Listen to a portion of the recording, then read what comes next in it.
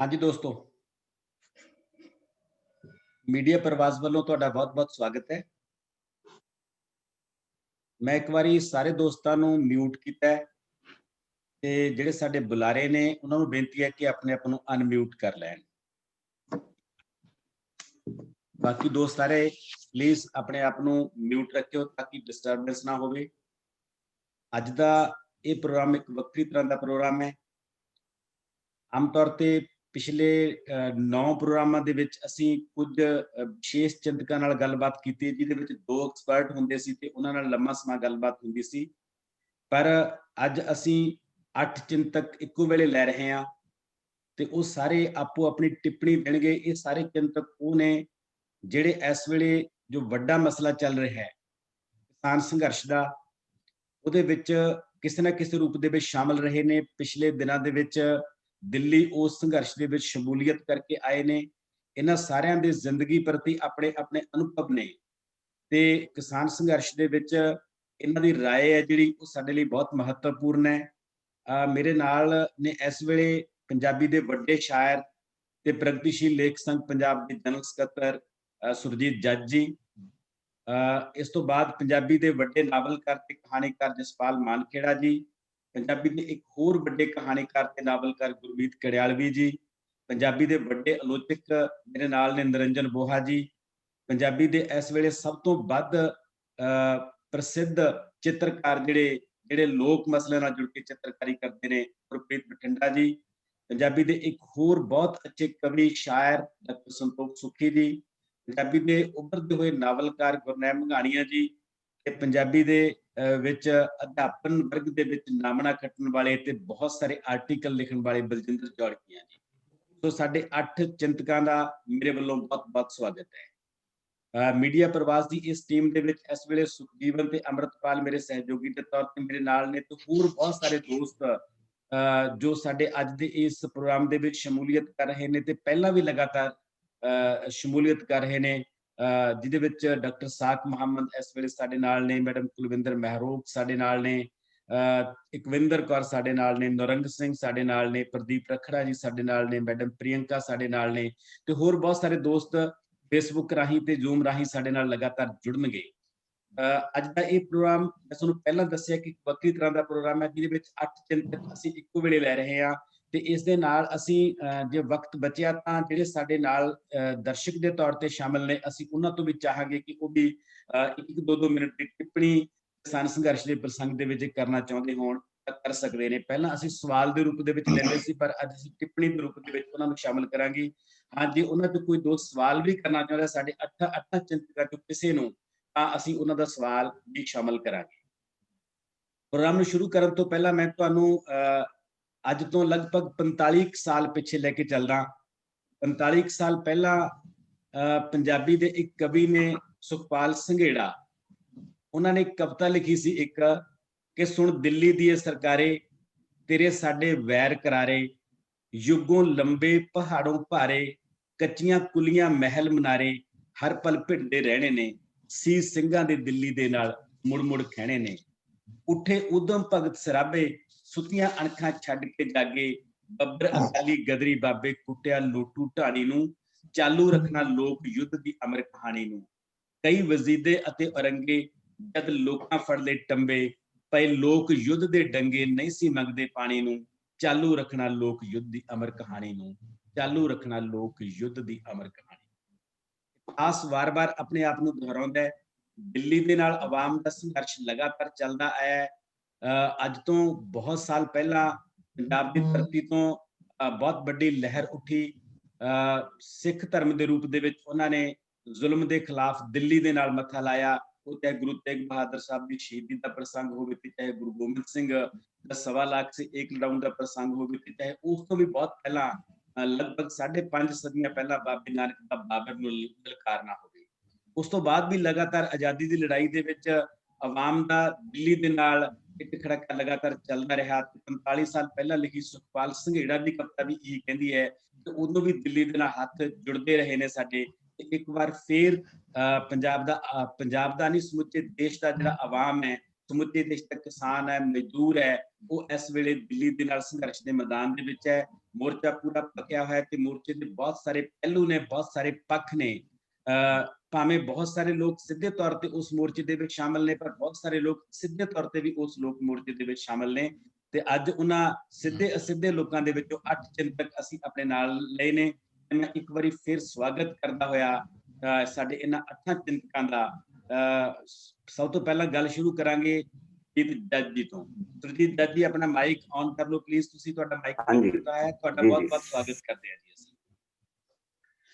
ਜੱਜ ਸਾਹਿਬ, ਤੁਸੀਂ ਲਗਾਤਾਰ ਪ੍ਰਗਤੀਸ਼ੀਲ ਲਹਿਰ ਦੇ ਨਾਲ ਜੁੜੇ ਹੋਏ ਹੋ ਤੇ ਲੰਮਾ ਸਮਾਂ ਤੁਸੀਂ ਜੌਬ ਕੀਤੀ ਹੈ ਪ੍ਰੋਫੈਸਰ ਦੇ ਤੌਰ ਤੇ। ਸ਼ਾਇਰੀ ਦਾ ਤੁਹਾਡਾ ਇੱਕ ਲੰਮਾ ਸਫ਼ਰ ਹੈ, ਲੋਕ ਸੰਘਰਸ਼ਾਂ ਦਾ ਇੱਕ ਲੰਮਾ ਸਫ਼ਰ ਹੈ। ਤੇ ਮੈਂ ਇਹ ਜਾਣਨਾ ਚਾਹੁੰਦਾ ਤੁਹਾਡੇ ਤੋਂ, ਤੁਸੀਂ ਕਲਮਾਂ ਦੀ ਨੁਮਾਇੰਦਗੀ ਕਰਦੇ ਹੋ, ਕਿ ਇਸ ਸੰਘਰਸ਼ ਦੇ ਵਿੱਚ ਲੇਖਕਾਂ, ਕਲਾਕਾਰਾਂ ਤੇ ਬੁੱਧੀਜੀਵੀਆਂ ਦੀ ਕੀ ਭੂਮਿਕਾ ਹੈ? ਕਿਸਾਨਾਂ ਨੇ ਲੇਖਕਾਂ ਨੂੰ ਰਸਤਾ ਦਿਖਾਇਆ ਜਾਂ ਫਿਰ ਲੇਖਕਾਂ ਨੇ ਕਿਸਾਨਾਂ ਨੂੰ ਅਗਵਾਈ ਦਿੱਤੀ ਹੈ? ਇਹ ਅੱਜ ਦੇ ਦੌਰ ਦੇ ਇਸ ਸੰਘਰਸ਼ ਦੇ ਵਿੱਚ ਲੇਖਕਾਂ ਦੀ ਭੂਮਿਕਾ ਤੇ ਤੁਸੀਂ ਆਪਣੇ ਸ਼ਾਇਰ ਹੋਣ ਦੇ ਨਾਤੇ ਤੇ ਕਲਮਾਂ ਦੇ ਨੁਮਾਇੰਦੇ ਹੋਣ ਦੇ ਨਾਤੇ ਕੀ ਟਿੱਪਣੀ ਕਰਨਾ ਚਾਹੁੰਦੇ? ਗੱਲ ਇਸ ਤਰ੍ਹਾਂ ਕੁਲਦੀਪ ਜੀ ਕਿ ਇਹ ਜਿਹੜਾ ਮਸਲਾ ਹੈ, ਜਿਵੇਂ ਤੁਸੀਂ ਦੱਸਿਆ ਕਿ ਇਸ ਸੰਘਰਸ਼ ਵਿੱਚ ਲੇਖਕਾਂ ਦੀ ਕੀ ਭੂਮਿਕਾ ਰਹੀ ਹੈ ਜੀ। ਹਰ ਲੋਕ ਹਿੱਤੂ ਸੰਘਰਸ਼ ਦੇ ਵਾਂਗ ਇਸ ਵਾਰ ਵੀ ਲੇਖਕ ਜਿਹੜੇ ਆ ਉਹ ਇਸ ਸੰਘਰਸ਼ ਵਿੱਚ ਪੇਸ਼ ਹੈ। ਪਹਿਲੇ ਦਿਨ ਤੋਂ ਹੀ ਆਪਾਂ ਸਾਰੇ ਜਾਣਦੇ ਹਾਂ ਕਿ ਜਿਸ ਦਿਨ ਤੋਂ ਇਹ ਸੰਘਰਸ਼ ਸ਼ੁਰੂ ਹੋਇਆ, ਈਵਨ ਕਿ ਉਹਦੇ ਤੋਂ ਬਹੁਤ ਪਹਿਲਾਂ ਹੀ ਲੇਖਕਾਂ ਨੇ ਲੋਕਾਂ ਨੂੰ ਇਸ ਗੱਲ ਲਈ ਸੁਚੇਤ ਕਰਨਾ ਸ਼ੁਰੂ ਕਰ ਦਿੱਤਾ ਸੀ। ਆਪਣੀਆਂ ਰਚਨਾਵਾਂ ਰਾਹੀਂ, ਆਪਣੇ ਕਵਿਤਾਵਾਂ, ਲੇਖਾਂ, ਨਾਵਲਾਂ, ਕਹਾਣੀਆਂ, ਹਰ ਤਰ੍ਹਾਂ ਦੇ ਜੋ ਵੀ ਉਹਨਾਂ ਦਾ ਆਪਣਾ ਲਿਖਣ ਦਾ ਖੇਤਰ ਹੈ, ਜੋ ਵਿਧਾ ਹੈ, ਉਹਦੇ ਰਾਹੀਂ ਕਿ ਇੱਕ ਖਾਸ ਚੇਤਨਾ ਪੈਦਾ ਕਰਨ ਦੀ ਲੰਬੇ ਸਮੇਂ ਤੋਂ ਕੋਸ਼ਿਸ਼ ਕੀਤੀ ਰਹੀ। ਅਸੀਂ ਖੁਦ ਉਹ ਸ਼ਾਮਲ ਰਹੇ ਹਾਂ। ਮੈਂ ਅੱਜ ਤੋਂ 25-30 ਸਾਲ ਪਹਿਲਾਂ, ਜਿਹੜਾ 25 ਸਾਲ ਲਗਭਗ ਪਹਿਲਾਂ ਲਿਖਿਆ ਸੀ ਕਿ ਤੂੰ ਕਿੰਜ ਆਲਣਾ ਸਾਂਭੇਗਾ, ਉਹਨਾਂ ਜਦ ਬਿਰਖ ਉਹਨਾਂ ਕਟਵਾ ਦੇਣਾ, ਤੂੰ ਮਰਦੇ ਚੰਦ ਸਿਆੜਾਂ ਨੂੰ ਉਹਨਾਂ ਪੂਰਾ ਦੇਸ਼ ਵਕਾ ਦੇਣਾ। ਉਹ ਦੇਸ਼ ਵੇਚਣ ਤੇ ਆ ਗਏ। ਲੇਕਿਨ ਲੇਖਕ ਤਾਂ ਸ਼ੁਰੂ ਤੋਂ ਹੀ, ਪੰਜਾਬੀ ਦੇ ਲੇਖਕਾਂ ਦੀ ਵਿਸ਼ੇਸ਼ ਤੌਰ ਤੇ ਮੈਂ ਗੱਲ ਕਰਾਂਗਾ ਕਿ ਉਹਨਾਂ ਦੀ ਇੱਕ ਖਾਸੀਅਤ ਹੈ ਕਿ ਸਾਡੀ ਲੇਖਕ ਵਰਗ ਜਿਹੜਾ ਹੈ ਉਹਦੇ ਵਿੱਚੋਂ ਰਵਾਇਤ ਪੁੱਜਕ ਜਾਂ ਪਿੱਛੇ ਖਿੱਚੂ ਲੇਖਕਾਂ ਦੀ ਗਿਣਤੀ ਨਾ ਮਾਤਰ ਕਿਤੇ ਰਹੀ ਹੈ। ਉਹ ਸਾਰੇ ਹਮੇਸ਼ਾ ਪ੍ਰਗਤੀਸ਼ੀਲਤਾ ਦੇ ਧਾਰਨੀ ਰਹੇ ਆ ਕਿਸੇ ਵੀ। ਔਰ ਇਹ ਵਿਰਸੇ ਵਿੱਚ ਕਬੀਰ ਜੀ ਤੋਂ ਗੁਰੂ ਨਾਨਕ ਦੇਵ ਜੀ, ਰਵਿਦਾਸ ਜੀ, ਉਸ ਤੋਂ ਬਾਅਦ ਗਦਰੀ ਬਾਬੇ, ਉਸ ਤੋਂ ਬਾਅਦ ਇੱਕ ਰਵਾਇਤ ਹੈ ਪੂਰੀ ਦੀ ਪੂਰੀ ਪ੍ਰਗਤੀਸ਼ੀਲ ਲਹਿਰ ਦੀ ਸਾਡੇ ਸਾਹਮਣੇ ਮੌਜੂਦ ਹੈ। ਤੇ ਉੱਥੋਂ ਹੀ ਇੱਕ ਨਾਬਰੀ ਦਾ ਤੇ ਇੱਕ ਪ੍ਰਗਤੀਸ਼ੀਲਤਾ ਦਾ ਜਿਹੜਾ ਸਾਨੂੰ ਉਹ ਹੋਸ਼ ਤੇ ਜੋਸ਼ ਦੋਵੇਂ ਪ੍ਰਾਪਤ ਹੁੰਦੇ ਰਹੇ ਆ। ਇਹ ਸੰਘਰਸ਼ ਤੋਂ ਸ਼ੁਰੂ, ਜਦੋਂ ਕਿਸਾਨਾਂ ਨੇ ਸੱਚਮੁੱਚ ਅਮਲੀ ਤੌਰ ਤੇ ਮੋਰਚਾ ਲਾਇਆ, ਉਸ ਤੋਂ ਪਹਿਲਾਂ ਲੇਖਕਾਂ ਨੇ ਇਸ ਮੋਰਚੇ ਲਈ ਤਿਆਰੀ ਦੇ ਵਿੱਚ ਕਿਸਾਨਾਂ ਦੀ ਚੇਤਨਾ ਦੇ ਪੱਧਰ ਤੇ ਹਾਲਾਤ ਪੈਦਾ ਕਰਨ 'ਚ ਇੱਕ ਵੱਡੀ ਭੂਮਿਕਾ ਅਦਾ ਕੀਤੀ। ਇਹ ਅਸੀਂ ਸਾਰੇ ਜਾਣਦੇ ਹਾਂ। ਤੇ ਜਦੋਂ ਇਹ ਮੋਰਚਾ ਸ਼ੁਰੂ ਹੁੰਦਾ ਹੈ, ਸਾਰੇ ਪੰਜਾਬ ਦੇ ਵਿੱਚ ਵੱਖ-ਵੱਖ ਜਥੇਬੰਦੀਆਂ, ਜਿੱਦਾਂ 'ਚ ਆਪਾਂ ਸਾਰੇ ਸ਼ਾਮਲ ਹੈ ਕਿਸੇ ਨਾ ਕਿਸੇ ਰੂਪ 'ਚ, ਤੇ ਅਸੀਂ ਸਾਰੇ ਪ੍ਰਗਤੀਸ਼ੀਲ ਲੇਖਕ ਸੰਘ ਦੇ ਵੱਖ-ਵੱਖ ਮਿੱਤਰ, ਜਿਹੜੀਆਂ ਸਾਡੀਆਂ ਇਕਾਈਆਂ ਆ ਸ਼ਹਿਰਾਂ, ਹਰ ਜ਼ਿਲ੍ਹੇ 'ਚ, ਉਹਨਾਂ ਨੇ ਆਪਣੇ ਆਪਣੇ ਜ਼ਿਲ੍ਹਿਆਂ ਦੇ ਵਿੱਚ ਬਹੁਤ ਜਿਹੜੀ ਅੱਗੇ ਵੱਧ ਕੇ ਲੜਨ ਵਾਲੀ ਭੂਮਿਕਾ ਨਿਭਾਈ ਆ। ਦਿੱਲੀ ਸਾਡੇ ਲੇਖਕ ਦੋਸਤ ਵਾਰ-ਵਾਰ ਜਾਂਦੇ ਰਹੇ ਆ, ਹੁਣ ਵੀ ਜਾ ਰਹੇ ਆ। ਆਪਾਂ ਸਾਰੇ, ਤੁਹਾਨੂੰ ਪਤਾ ਵੀ 50-60 ਜਾਣੇ ਉਦੋਂ ਇਕੱਠੇ ਹੋ ਕੇ ਜਾ ਕੇ ਆਏ ਆ। ਸੋ ਲੇਖਕਾਂ ਦੀ ਇਹਦੇ ਵਿੱਚ ਬਹੁਤ ਹੀ ਸਰਗਰਮ ਭੂਮਿਕਾ ਹੈ, ਜਿਵੇਂ ਕਿ ਕਿਸੇ ਪਹਿਲੀਆਂ ਲਹਿਰਾਂ ਵੇਲੇ ਵੀ ਰਹੀ ਆ। ਪਰ ਇਸ ਵੇਲੇ ਬਹੁਤ ਵੱਡੀ ਪੱਧਰ ਤੇ ਜਿਹੜਾ ਲੇਖਕ ਹੈ ਉਹ ਇਹਦੇ ਨਾਲ ਜੁੜਿਆ ਹੈ ਤੇ ਉਹ ਅਮਲੀ ਤੌਰ ਤੇ ਵੀ ਉਹਦੇ 'ਚ ਜੁੜਿਆ ਹੋਇਆ, ਸੰਘਰਸ਼ ਵਿੱਚ ਸ਼ਾਮਲ ਵੀ ਹੈ ਤੇ ਜਿੱਥੋਂ ਤੱਕ ਸੰਭਵ ਹੈ ਵਿੱਤੀ ਸਹਾਇਤਾ ਕਰਨ 'ਚ ਵੀ। ਔਰ ਇਸ ਤੋਂ ਵੀ ਜ਼ਿਆਦਾ ਜੋ ਲੇਖਕ ਦਾ ਅਸਲੀ ਕੰਮ ਹੈ, ਅਸਲੀ ਕਰਮ ਹੈ ਕਿ ਕਲਮ ਰਾਹੀਂ, ਆਪਣੀਆਂ ਲਿਖਤਾਂ ਰਾਹੀਂ ਚੇਤਨਾ ਪੈਦਾ ਕਰਨਾ, ਉਹ ਉਹਦੇ ਵਿੱਚ ਬਹੁਤ ਹੀ ਸ਼ਲਾਘਾਯੋਗ ਭੂਮਿਕਾ ਜਿਹੜੀ ਲੇਖਕ ਨਿਭਾ ਰਹੇ ਆ। ਤੁਹਾਡੀ ਇੱਕ ਦੂਸਰਾ ਹਿੱਸਾ ਜੇ ਗੱਲ ਦਾ ਕਿ ਕੀ ਲੇਖਕਾਂ ਨੇ ਕਿਸਾਨਾਂ ਨੂੰ ਰਾਹ ਵਿਖਾਇਆ ਜਾਂ ਕਿਸਾਨਾਂ ਨੇ ਲੇਖਕਾਂ ਨੂੰ ਰਾਹ ਵਿਖਾਇਆ, ਇਹ ਗੱਲ ਅਸਲ ਵਿੱਚ ਜਿਹਨੂੰ ਆਪਾਂ ਸਾਰੇ ਜਾਣਦੇ ਹਾਂ ਕਿ ਇਹਨਾਂ ਦਾ ਰਿਸ਼ਤਾ ਜਿਹੜਾ ਹੈ ਉਹ ਦਵੱਲਾ ਹੈ, ਦੋਵੇਂ ਪਾਸੇ ਕਾਰਜਸ਼ੀਲ ਹੁੰਦਾ ਹੈ ਰਿਸ਼ਤਾ। ਪਹਿਲਾਂ ਤਾਂ ਲੇਖਕ ਜਿਹੜਾ ਹੈ ਉਹ ਇੱਕ ਚੇਤਨਾ ਪੈਦਾ ਕਰਦਾ ਹੈ ਆਵਾਮ ਦੇ ਵਿੱਚ, ਉਹ ਲੇਖਕ ਵਰਗ ਪੂਰੇ ਦਾ ਪੂਰਾ ਰਲ ਕੇ। ਜੇ ਇਤਿਹਾਸ ਵਿੱਚ ਜਾਈਏ ਤਾਂ ਜਿਸ ਵੇਲੇ ਗੁਰੂ ਗੋਬਿੰਦ ਸਿੰਘ ਜੀ ਖਾਲਸਾ ਪੰਥ ਦੀ ਸਾਜਨਾ ਕਰਦੇ ਆ, ਮਤਲਬ ਲੜਾਕੂ ਸਿੰਘ ਤਿਆਰ ਕਰਦੇ ਆ, ਇੱਕ ਹੱਕ ਸੱਚ ਲਈ ਲੜਨ ਵਾਲੀ ਫੌਜ ਤਿਆਰ ਕਰਦੇ ਆ। ਉਸ ਤਲਵਾਰ ਦੇ ਵਿੱਚੋਂ ਨਵਾਂ ਮਨੁੱਖ ਸਾਜਣ ਤੋਂ ਪਹਿਲਾਂ ਉਸ ਮਨੁੱਖ ਨੂੰ ਸਾਜਣ ਲਈ ਇੱਕ ਲੰਬੀ ਚੌੜੀ ਜਿਹੜੀ ਸ਼ਬਦ ਦੀ ਸਾਧਨਾ, ਸ਼ਬਦ ਦੀ ਸ਼ਕਤੀ ਦਾ ਇਸਤੇਮਾਲ ਕੀਤਾ ਜਾ ਚੁੱਕਾ ਸੀ ਜਾਂ ਕੀਤਾ ਜਾ ਰਿਹਾ ਸੀ, ਉਹਨੂੰ ਅਸੀਂ ਭਗਤ ਕਵੀਆਂ ਤੋਂ ਲੈ ਕੇ ਬਾਕੀ ਗੁਰੂ ਸਾਹਿਬਾਨ ਦੇ ਰਾਹੀਂ ਗੁਰਬਾਣੀ ਦੇ ਰੂਪ ਵਿੱਚ ਪ੍ਰਗਟ ਹੁੰਦਾ ਦੇਖਦੇ ਰਹੇ ਆ।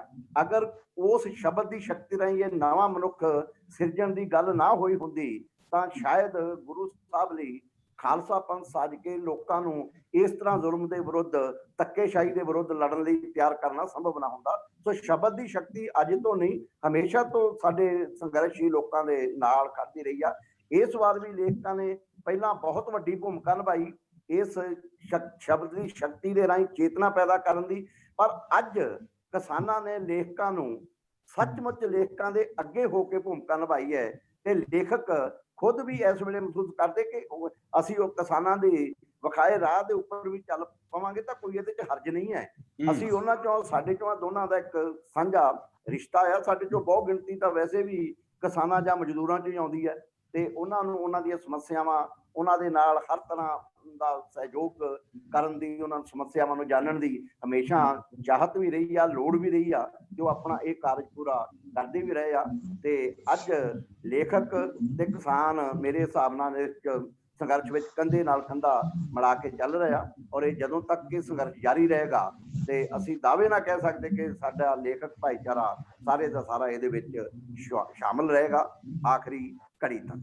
ਜੀ, ਕੋਈ 4 ਲਾਈਨਾਂ ਕਵਿਤਾ ਦੇ ਰੂਪ ਦੇ ਵਿੱਚ ਤੁਸੀਂ ਕੋਈ ਕਹਿਣਾ ਚਾਹੁੰਦੇ ਹੋ, ਲਿਪਟ ਸ਼ੇਅਰ ਤੁਹਾਨੂੰ ਇਸ ਪ੍ਰਸੰਗ ਦੇ ਵਿੱਚ ਸੁਣਾਉਣਾ ਚਾਹੁੰਦੇ ਹੋ? ਚਲੋ ਕਵਿਤਾ ਦੇ ਰੂਪ 'ਚ ਮੈਂ ਤੁਹਾਨੂੰ ਇੱਕ ਦੋ ਗੱਲਾਂ ਪਾ ਦਿੰਦਾ ਆ ਕਿ ਇਹਨਾਂ ਹੀ ਦਿਨਾਂ 'ਚ ਥੋੜਾ ਜਿਹਾ ਸੈੱਟ ਕਰ ਲਓ ਜੀ ਆਪਣਾ ਰਚਨਾਵਾਂ ਕੀਤੀਆਂ ਕਿਸਾਨ ਸੰਘਰਸ਼ ਦੇ ਪ੍ਰਸੰਗ। ਬਸ ਇੱਕ ਉਹਨਾਂ 'ਚ ਇੱਕ ਹੈ ਕਿ ਇਹ ਹੱਲਾ ਬੋਲ ਕਿਸਾਨ ਦਾ ਏ, ਹੱਕ ਮੰਗਦੇ ਹਰ ਇਨਸਾਨ ਦਾ ਏ, ਵਰਿਆਂ ਤੋਂ ਸੁਲਗਦੇ ਹਰਖ ਦਾ ਏ, ਸਾਡੀ ਪਲ ਪਲ ਹੁੰਦੀ ਪਰਖ ਦਾ ਏ, ਮੋਢਿਆਂ ਤੇ ਉਗਦੇ ਸਿਰਾਂ ਦਾ ਏ, ਯੁੱਧ ਸੱਚੀਆਂ ਝੂਠੀਆਂ ਧਿਰਾਂ ਦਾ ਏ, ਸੜਕਾਂ ਰਾਹਾਂ ਵੱਟ ਬੰਨਿਆਂ ਤੇ ਹਾਕਮ ਦੀ ਪਟੀਂਦੀ ਕਬਰ ਦਾ ਏ, ਸੜਕਾਂ ਹਾਕਮ ਦੀ ਪਟੀਂਦੀ ਕਬਰ ਦਾ ਏ, ਅਸੀਂ ਤਰਲੇ ਮਾਰਨ ਨਹੀਂ ਆਏ, ਇਹ ਯੁੱਧ ਦਿੱਲੀ ਤੇ, ਇਹ ਯੁੱਧ ਸਿਤਮ ਤੇ ਸਬਰ ਦਾ ਏ, ਅਸੀਂ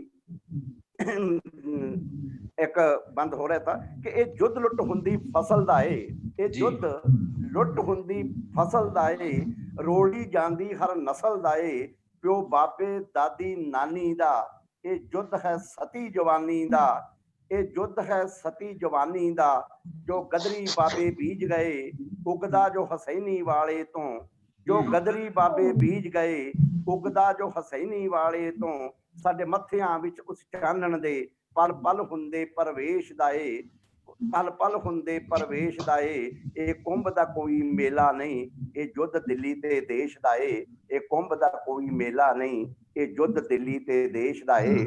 ਲੰਬੀ ਕਵਿਤਾ ਮੈਂ ਚਾਹੂੰਗਾ ਵੀ ਇੰਨੀ ਬਹੁਤ ਵਧੀਆ ਜੱਜ ਸਾਹਿਬ, ਬਹੁਤ ਵਧੀਆ, ਬਣੇ ਰਹੋ ਤੁਸੀਂ ਸਾਡੇ ਨਾਲ। ਦੋਸਤੋ, ਇੱਕ ਇਬਾਰਤ ਸ਼ਾਇਰ ਲਿਖ ਰਿਹਾ ਹੈ ਤੇ ਇੱਕ ਇਬਾਰਤ ਇਸ ਵੇਲੇ ਸਾਡਾ ਆਵਾਮ ਦੇਸ਼ ਦੀਆਂ ਸੜਕਾਂ ਤੇ, ਦਿੱਲੀ ਦੀਆਂ ਸੜਕਾਂ ਤੇ, ਦਿੱਲੀ ਦੇ ਧਰਨਿਆਂ ਤੇ ਲਿਖ ਰਿਹਾ ਰਾਤਾਂ ਦੀ ਇਸ ਠੰਡ ਦੇ ਵਿੱਚ। ਇਹ ਦੋਨੇ ਇਬਾਰਤਾਂ ਅਸੀਂ ਨਾਲੋਂ ਨਾਲ ਪੜ੍ਹ ਰਹੇ ਹਾਂ ਤੇ ਨਾਲੋਂ ਨਾਲ ਸੁਣ ਰਹੇ ਹਾਂ। ਤੇ ਆਪਾਂ ਚੱਲਦੇ ਹਾਂ ਜਸਪਾਲ ਮਾਨਖੇੜਾ ਜੀ ਹੋਰਾਂ ਕੋਲ। ਜਸਪਾਲ ਮਾਨਖੇੜਾ ਜੀ, ਤੁਹਾਡਾ ਬਹੁਤ ਬਹੁਤ ਸਵਾਗਤ ਹੈ ਜੀ। ਥੈਂਕ ਯੂ ਜੀ, ਮਿਹਰਬਾਨੀ। ਮਾਨਖੇੜਾ ਸਾਹਿਬ, ਤੁਸੀਂ ਆਪਣੀਆਂ ਕਹਾਣੀਆਂ ਰਾਹੀਂ, ਆਪਣੇ ਨਾਵਲਾਂ ਰਾਹੀਂ ਮਾਲਵੇ ਦੀ ਕਿਸਾਨੀ ਦੇ ਸੰਕਟ ਤੇ ਬਹੁਤ ਫੋਕਸ ਕੀਤਾ ਹੈ ਤੇ ਸੱਚਮੁੱਚ ਮਾਲਵਾ ਸਭ ਤੋਂ ਵੱਧ ਸੰਕਟਗ੍ਰਸਤ ਇਲਾਕਾ ਰਿਹਾ ਹੈ ਕਿਸਾਨੀ ਦੇ ਰੂਪ ਦੇ ਵਿੱਚ। ਪਹਿਲਾਂ ਇਹ ਮਾਲਵਾ ਬੈਲਟ ਸੀ, ਫਿਰ ਇਹ ਕਾਟਨ ਬੈਲਟ ਬਣੀ ਤੇ ਫਿਰ ਇਹ ਕੈਂਸਰ ਬੈਲਟ ਬਣੀ। ਤੇ ਤੁਸੀਂ ਕੀ ਮਹਿਸੂਸ ਕਰਦੇ ਹੋ ਕਿ ਦਿੱਲੀ ਦੇ ਇਸ ਸੰਘਰਸ਼ ਦੇ ਵਿੱਚ ਮਾਲਵੇ ਦੀ ਹੁਣ ਕਿੰਨੀ ਭਾਗੀਦਾਰੀ ਹੈ ਤੇ ਤੁਹਾਨੂੰ ਕੀ ਲੱਗਦਾ ਹੈ ਕਿ ਇਹ ਮੋਰਚਾ ਫਤਿਹ ਕਰਨ ਦੇ ਨਾਲ ਮਾਲਵੇ ਦੀ ਕਿਸਾਨੀ ਦੇ ਮਸਲੇ ਕੁਝ ਹੱਲ ਹੋਣਗੇ? ਡਾਕਟਰ ਸਾਹਿਬ, ਧੰਨਵਾਦ ਤੁਹਾਡਾ। ਸਾਰੇ ਦੋਸਤਾਂ ਨੂੰ ਸਤਿ ਸ੍ਰੀ ਅਕਾਲ। ਜਿੱਥੋਂ ਤੱਕ ਇਹ ਗੱਲ ਹੈ ਤੁਹਾਡੀ ਵੀ ਮਾਲਵਾ ਸਭ ਤੋਂ ਵੱਧ ਸੰਕਟਗ੍ਰਸਤ ਇਲਾਕਾ ਰਿਹਾ ਹੈ, ਇਸ ਦੇ ਵੱਡੇ ਕਾਰਨ ਨੇ। ਗੱਲ ਠੀਕ ਹੈ ਵੀ ਮਾਲਵਾ ਸੰਕਟਗ੍ਰਸਤ ਰਿਹਾ, ਇਹਦੇ ਕਾਰਨ ਨੂੰ ਕੁਛ ਜੇ ਆਪਾਂ ਬਹੁਤਾ ਦੂਰ ਨਾ ਜਾਈਏ ਤਾਂ ਅਸੀਂ ਜਦੋਂ ਮਾਲਵੇ ਦੀ ਧਰਤੀ ਨੂੰ ਦੇਖਦੇ ਆਂਗੇ, ਇੱਕ ਕਾਰਨ ਤਾਂ ਇਹ ਹੈਗਾ ਵੀ ਸਾਥੋਂ ਜਿਹੜੇ ਦਰਿਆ ਨੇ ਉਹ ਦੂਰ ਨੇ, ਸਤਲੁਜ ਦੂਰ ਹੈ, ਦੂਜੇ ਦਰਿਆ ਵੀ ਦੂਰ ਨੇ।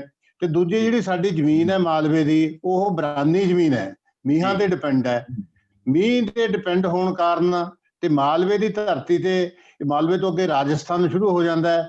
ਰਾਜਸਥਾਨ ਦੀ ਧਰਤੀ ਤੇ ਤਾਂ ਬਹੁਤ ਹੀ ਘੱਟ ਮੀਂਹ ਪੈਂਦੇ ਨੇ, ਪਰ ਮਾਲਵੇ 'ਚ ਵੀ ਮੀਂਹ ਘੱਟ ਪੈਂਦੇ ਨੇ, ਜਿਹਦਾ ਕਾਰਨ ਪਿਛਲੇ ਸਮਿਆਂ ਵਿੱਚ ਇਹ ਰਿਹਾ ਕਿ ਮਾਲਵੇ 'ਚ ਧੁੰਦ ਕਾਲ ਪੈਂਦੇ ਰਹੇ ਨੇਗੇ। ਉਸ ਤੋਂ ਬਾਅਦ ਜਦੋਂ ਇੱਥੇ ਅੰਗਰੇਜ਼ ਆਉਂਦੇ ਨੇ, ਅੰਗਰੇਜ਼ ਵੀ ਪਹਿਲਾਂ ਜਿਹੜੀਆਂ ਨਹਿਰਾਂ ਉਧਰ ਮਾਝੇ ਜਾਂ ਪਾਕਿਸਤਾਨ ਵਾਲੇ ਪੰਜਾਬ ਵਿੱਚ ਕੱਢਦੇ ਨੇ।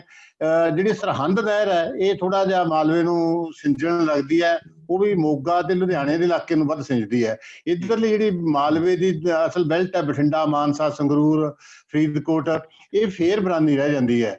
ਭਾਖੜਾ ਜਦੋਂ ਨਹਿਰ ਆਉਂਦੀ ਹੈ ਉਦੋਂ ਮਾਲਵੇ 'ਚ ਜਿਹੜੀ ਹਰੀ ਕ੍ਰਾਂਤੀ ਦਾ ਦੌਰ ਆਉਂਦਾ ਹੈਗਾ। ਉਸ ਤੋਂ ਬਾਅਦ ਤੇ ਇਹ ਸਾਰੇ ਕੁਛ ਇਹ ਸਿੱਧ ਕਰ ਦਿੰਦਾ ਕਿ ਵੀ ਮਾਲਵਾ ਸੰਕਟਗ੍ਰਸਤ ਰਿਹਾ ਹੈਗਾ। ਸੰਕਟਗ੍ਰਸਤ ਦਾ ਕਾਰਨ ਇੱਥੇ ਇਹ ਰਹੇਗਾ ਕਿ ਇੱਥੇ ਜਿਹੜੀ ਪਾਣੀ ਦੀ ਘਾਟ ਸੀ।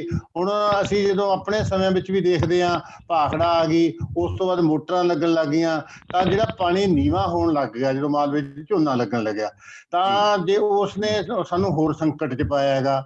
ਮਾਲਵਾ ਤੁਸੀਂ ਜਿਵੇਂ ਕਿਹਾ ਕਾਟਨ ਬੈਲਟ ਰਹੀ ਹੈ, ਕਾਟਨ ਬੈਲਟ 'ਚ ਹਰੇ ਇਨਕਲਾਬ ਤੋਂ ਬਾਅਦ ਬਹੁਤ ਜਲਦੀ ਜਦੋਂ ਇੱਥੇ ਕਾਟਨ ਫੇਲ ਹੋਣ ਲੱਗ ਗਈ, ਅਮਰੀਕਨ ਸੁੰਡੀ ਆਈ, ਫਿਰ ਦੂਜੀ ਚਿੱਟੀ ਮੱਖੀ ਨੇ ਇਹਨੂੰ ਉਹ ਕੀਤਾ, ਤੇ ਚਿੱਟੀ ਮੱਖੀ ਤੋਂ ਬਾਅਦ ਆ ਹੁਣ ਇੱਕ ਹੋਰ ਮੱਖੀ ਦੀ ਜਿਹੜੀ ਗੱਲ ਆਮ ਤੌਰ ਤੇ ਹੁੰਦੀ ਹੈਗੀ, ਉਹ ਮੱਖੀ ਕਾਟਨ ਨੂੰ ਖਾ ਜਾਂਦੀ ਸੀਗੀ ਤੇ ਸਾਰੇ ਦਾ ਸਾਰਾ ਨਰਮਾ ਕਪਾਹ ਦੀ ਫਸਲ ਮਰ ਜਾਂਦੀ ਸੀ। ਇਹੀ ਕਾਰਨ ਹੈ ਕਿ ਸੰਕਟ ਕਰਕੇ ਮਾਲਵੇ 'ਚ ਜਿਹੜੀਆਂ ਨਾ ਖੁਦਕਸ਼ੀਆਂ ਵੀ ਵੱਧ ਹੁੰਦੀਆਂ ਰਹੀਆਂ ਨੇਗੀਆਂ। ਖੁਦਕਸ਼ੀਆਂ ਦੇ ਨਾਲ ਜਿਹੜੀ ਆਰਥਿਕ ਹਾਲਤ ਸੀ ਮਲਵਈਆਂ ਦੀ ਦੂਜਿਆਂ ਦੇ ਮੁਕਾਬਲੇ ਮਾੜੀ ਰਹੀ ਹੈਗੀ, ਫਸਲਾਂ ਦੇ ਝਾੜ ਦੇ ਰੂਪ ਵਿੱਚ, ਫਸਲਾਂ ਦੀ ਆਮਦਨ ਦੇ ਰੂਪ ਵਿੱਚ। ਇਸ ਵਾਸਤੇ ਜਿਹੜਾ ਮਾਲਵਾ ਹੈ, ਮਾਲਵੇ ਦੀ ਕਿਸਾਨੀ ਵੱਡਾ ਹਿੱਸਾ ਹੈ, ਉਹ ਸੰਕਟਗ੍ਰਸਤ ਰਹੀ ਹੈ। ਦੂਜੀ ਜਿਹੜੀ ਗੱਲ ਆਪਾਂ ਆਖੀਏ ਵੀ ਇਸ ਜਿਹੜਾ ਕਿਸਾਨੀ ਸੰਘਰਸ਼ ਹੁਣ ਚੱਲਿਆ, ਦਿੱਲੀ ਬਾਰਡਰ ਤੇ ਕਿਸਾਨ ਬੈਠੇ ਨੇ, ਇਸ 'ਚ ਮਾਲਵੇ ਦੀ ਕਿੰਨੀ ਕੁ ਭਾਗੀਦਾਰੀ ਰਹੀ ਹੈ। ਜੇ ਇੱਕ ਸ਼ਬਦ ਵਿੱਚ ਕਹਿਣਾ ਹੋਵੇ ਵੀ ਇਸ ਕਿਸਾਨੀ ਸੰਘਰਸ਼ ਵਿੱਚ ਮਾਲਵੇ ਦੀ ਬਹੁਤ ਵੱਡੀ ਭਾਗੀਦਾਰੀ ਹੈ, ਹਿੱਸਾ ਮਾਲਵੇ ਦਾ ਬਹੁਤ ਵੱਡਾ ਹੈਗਾ। ਜੇ ਇਹ ਵੀ ਅਤਕਥਨੀ ਨਹੀਂ ਹੋਊ, ਜੇਕਰ ਅਸੀਂ ਕਹੀਏ ਵੀ ਇਹ ਅੰਦੋਲਨ ਸ਼ੁਰੂ ਕਰਨ 'ਚ ਹੀ ਮਾਲਵੇ ਦਾ ਮੁੱਖ ਰੋਲ ਹੈਗਾ। ਕਿਸਾਨ ਯੂਨੀਅਨਾਂ ਜੇ ਥੋੜਾ ਜਿਹਾ ਆਪਾਂ ਪਿੱਛੇ ਜਾਈਏ, ਉਹਦੇ ਵੀ ਵੱਡੇ ਕਾਰਨ ਪਏ ਨੇ। ਮਾਲਵੇ ਦੀ ਭੂਮੀ ਇੱਥੇ ਵੱਧ ਤੰਗੀਆਂ ਤੁਰਸ਼ੀਆਂ ਹੋਣ ਕਰਕੇ ਸੰਘਰਸ਼ਸ਼ੀਲ ਤੇ ਲੜਾਕੂ ਵੀ ਵੱਧ ਰਹੀ ਹੈਗੀ। ਜਿੱਥੇ ਪੰਜਾਬ ਆਜ਼ਾਦੀ ਵਾਸਤੇ ਅੰਗਰੇਜ਼ਾਂ ਨਾਲ ਲੜ ਰਿਹਾ ਸੀ, ਉੱਥੇ ਮਾਲਵਾ ਮਲਵਈ ਦੂਰੀ ਲੜਾਈ ਲੜ ਰਹੇ ਸੀ। ਉਹ ਅੰਗਰੇਜ਼ਾਂ ਨਾਲ ਤਾਂ ਲੜਦੇ ਸੀਗੇ, ਉਸਦੇ ਨਾਲ ਜਿਹੜੇ ਇੱਥੋਂ ਦੇ ਰਾਜੇ ਸੀਗੇ, ਇੱਥੋਂ ਦੇ ਜਿਹੜੇ ਜ਼ਗੀਰਦਾਰ ਸੀ, ਉਹਨਾਂ ਨਾਲ ਵੀ ਲੜਾਈ ਲੜੀ ਗਈ। ਪਰਜਾ ਮੰਡਲ ਲਹਿਰ ਤੇ ਜਿਹੜੀ ਮਜਾਰਾ ਮੂਵਮੈਂਟ ਹੈ, ਇਹ ਦੋ ਮਾਲਵੇ ਦੀਆਂ ਜਿਹੜੀਆਂ ਲਹਿਰਾਂ ਨੇਗੀਆਂ, ਇਹ ਮਾਲਵੇ 'ਚ ਹੀ ਲੜੀਆਂ ਗਈਆਂ। ਜਿਹੜੀ ਪਰਜਾ ਮੰਡਲ ਲਹਿਰ ਨੇ ਰਾਜਿਆਂ ਦੇ ਵਿਰੁੱਧ ਜਿਹੜੀ ਬਗਾਵਤ ਕੀਤੀ ਹੈ ਜਾਂ ਲੋਕਾਂ ਨੂੰ ਚੇਤਨ ਕੀਤਾ ਹੈ, ਉਹ ਲੋਕਾਂ ਦੇ ਖੂਨ ਵਿੱਚ ਅਜੇ ਵੀ ਪਿਆ, ਪੀੜ੍ਹੀ ਦਰ ਪੀੜ੍ਹੀ ਵਰ ਪਿਆ ਹੈਗਾ। ਜਿਸ ਤਰ੍ਹਾਂ ਮਾਲਵਾ ਮਜਾਰਾ ਮੂਵਮੈਂਟ ਨੇ ਮਜਾਰਿਆਂ ਨੂੰ ਜਥੇਬੰਦ ਕਰਕੇ ਜ਼ਮੀਨਾਂ ਦੇ ਮਾਲਕ ਬਣਾਇਆ ਹੈਗਾ, ਉਹ ਵੀ ਅਜੇ ਸਾਡੀਆਂ ਪੀੜ੍ਹੀਆਂ ਕੁਛ, ਬੇਸ਼ੱਕ ਉਹ ਪੀੜ੍ਹੀ ਸਾਥੋਂ ਤੁਰ ਰਹੀ ਹੈਗੀ, ਪਰ ਉਹ ਉਸਦੇ ਕੁਛ ਅਜੇ ਵੀ ਸਾਡੇ 'ਚ ਉਹ ਲੋਕ ਕੁਛ ਅਜੇ ਜਿਉਂਦੇ ਨੇ। ਮੇਰਾ ਕਹਿਣ ਦਾ ਭਾਵ ਇਹ ਹੈਗਾ ਕਿ ਇਸ ਕਿਸਾਨੀ ਮੂਵਮੈਂਟ ਦੇ ਵਿੱਚ ਮਾਲਵੇ ਦਾ ਵੱਡਾ ਹਿੱਸਾ ਹੋਣ ਦਾ ਕਾਰਨ ਇਹ ਹੈ ਕਿ ਪੰਜਾਬ ਦੇ ਦੂਜੇ ਭਾਗਾਂ ਦੇ ਮੁਕਾਬਲੇ ਮਾਲਵੇ 'ਚ ਪਿਛਲੇ ਸਮਿਆਂ ਵਿੱਚ ਜਿਹੜੀਆਂ ਮੂਵਮੈਂਟਾਂ ਵੱਧ ਹੁੰਦੀਆਂ ਰਹੀਆਂ ਨੇ। ਕਮਿਊਨਿਸਟ ਮੂਵਮੈਂਟ ਮਾਲਵੇ 'ਚ ਵੱਧ ਲੜੀ ਗਈ ਹੈ। ਜਦੋਂ ਨਕਸਲੀ ਮੂਵਮੈਂਟ ਦੀ ਅਸੀਂ ਗੱਲ ਕਰਦੇ ਆਂਗੇ, ਉਹ ਮਲਵਈਆਂ ਨੇ ਬਹੁਤ ਉਸ ਮੂਵਮੈਂਟ 'ਚ ਭਾਗ ਲਿਆ ਹੈਗਾ। ਉਸ ਨਕਸਲੀ ਮੂਵਮੈਂਟ ਤੋਂ ਬਾਅਦ ਜਿਹੜੀਆਂ ਹੋਰ ਜਨਤਕ ਜਥੇਬੰਦੀਆਂ ਦਾ ਜਦੋਂ ਭਾਰ ਆਇਆ ਹੈਗਾ, ਪੰਜਾਬ ਸਟੂਡੈਂਟ ਯੂਨੀਅਨ ਦਾ ਇਸ ਮਾਲਵੇ 'ਚ ਬਹੁਤ ਵੱਡਾ ਰੋਲ ਰਿਹਾ ਹੈਗਾ। ਭਾਰਤੀ ਕਿਸਾਨ ਯੂਨੀਅਨ ਜਦੋਂ ਆਪਣੀ ਹੋਂਦ ਵਿੱਚ ਆਉਂਦੀ ਹੈ ਤਾਂ ਉਹ ਆਪਣਾ ਸਫ਼ਰ ਵੀ ਮਾਲਵੇ ਤੋਂ ਸ਼ੁਰੂ ਕਰਦੀ ਹੈ। ਅੱਜ ਵੀ ਜਿੰਨੀਆਂ ਮਾਲਵੇ 'ਚ ਕਿਸਾਨ ਜਥੇਬੰਦੀਆਂ ਨੇ, ਕਿਸਾਨ ਜਥੇਬੰਦੀਆਂ 'ਚ ਜਿਹੜੇ ਮਲਵਈ ਲੋਕ ਹਿੱਸਾ ਲੈਂਦੇ ਨੇ, ਉਹ ਬਹੁਤ ਵੱਡੀ ਗਿਣਤੀ ਹੈਗੀ।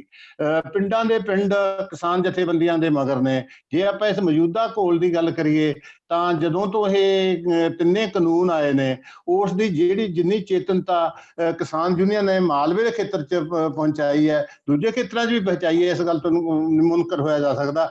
ਪਰ ਜਿੰਨੀ ਕਿਸਾਨ ਜਥੇਬੰਦੀਆਂ ਨੇ ਪਿੰਡ ਜਾ ਕੇ ਧਰਨੇ ਕੀਤੇ, ਜਾਗੋਆਂ ਕੀਤੀਆਂ, ਰੈਲੀਆਂ ਕੀਤੀਆਂ, ਲੋਕਾਂ ਨੂੰ ਚੇਤਨ ਕੀਤਾ, ਫਿਰ ਉਹਨਾਂ ਨੂੰ ਜ਼ਿਲ੍ਹਾ ਪੱਧਰ ਦੇ ਧਰਨਿਆਂ 'ਚ ਲੈ ਕੇ ਆਏ ਗਏ ਨੇ, ਉੱਥੇ ਉਹਨਾਂ ਨੂੰ ਸਿੱਖਿਅਤ ਕੀਤਾ। ਤੇ ਇਸ ਤਰ੍ਹਾਂ ਜਥੇਬੰਦ ਕਰਕੇ ਜਿਵੇਂ ਕਿਸਾਨ ਯੂਨੀਅਨ ਨੇ ਮਲਵਈਆਂ ਨੂੰ ਜਥੇਬੰਦ ਕੀਤਾ ਹੈਗਾ, ਉਸੇ ਦਾ ਹੀ ਸਿੱਟਾ ਹੈ ਕਿ ਜਿਹੜੇ ਦਿੱਲੀ ਮੋਰਚੇ ਵਿੱਚ, ਦਿੱਲੀ ਦਾ ਜਿਹੜਾ ਸੰਘਰਸ਼ ਚੱਲ ਰਿਹਾ ਹੈ, ਉਹਦੇ ਵਿੱਚ ਮਲਵਈਆਂ ਦੀ ਜਿਹੜੀ ਭਾਗੀਦਾਰੀ ਆ ਉਹ ਵੱਡੀ ਹੈਗੀ।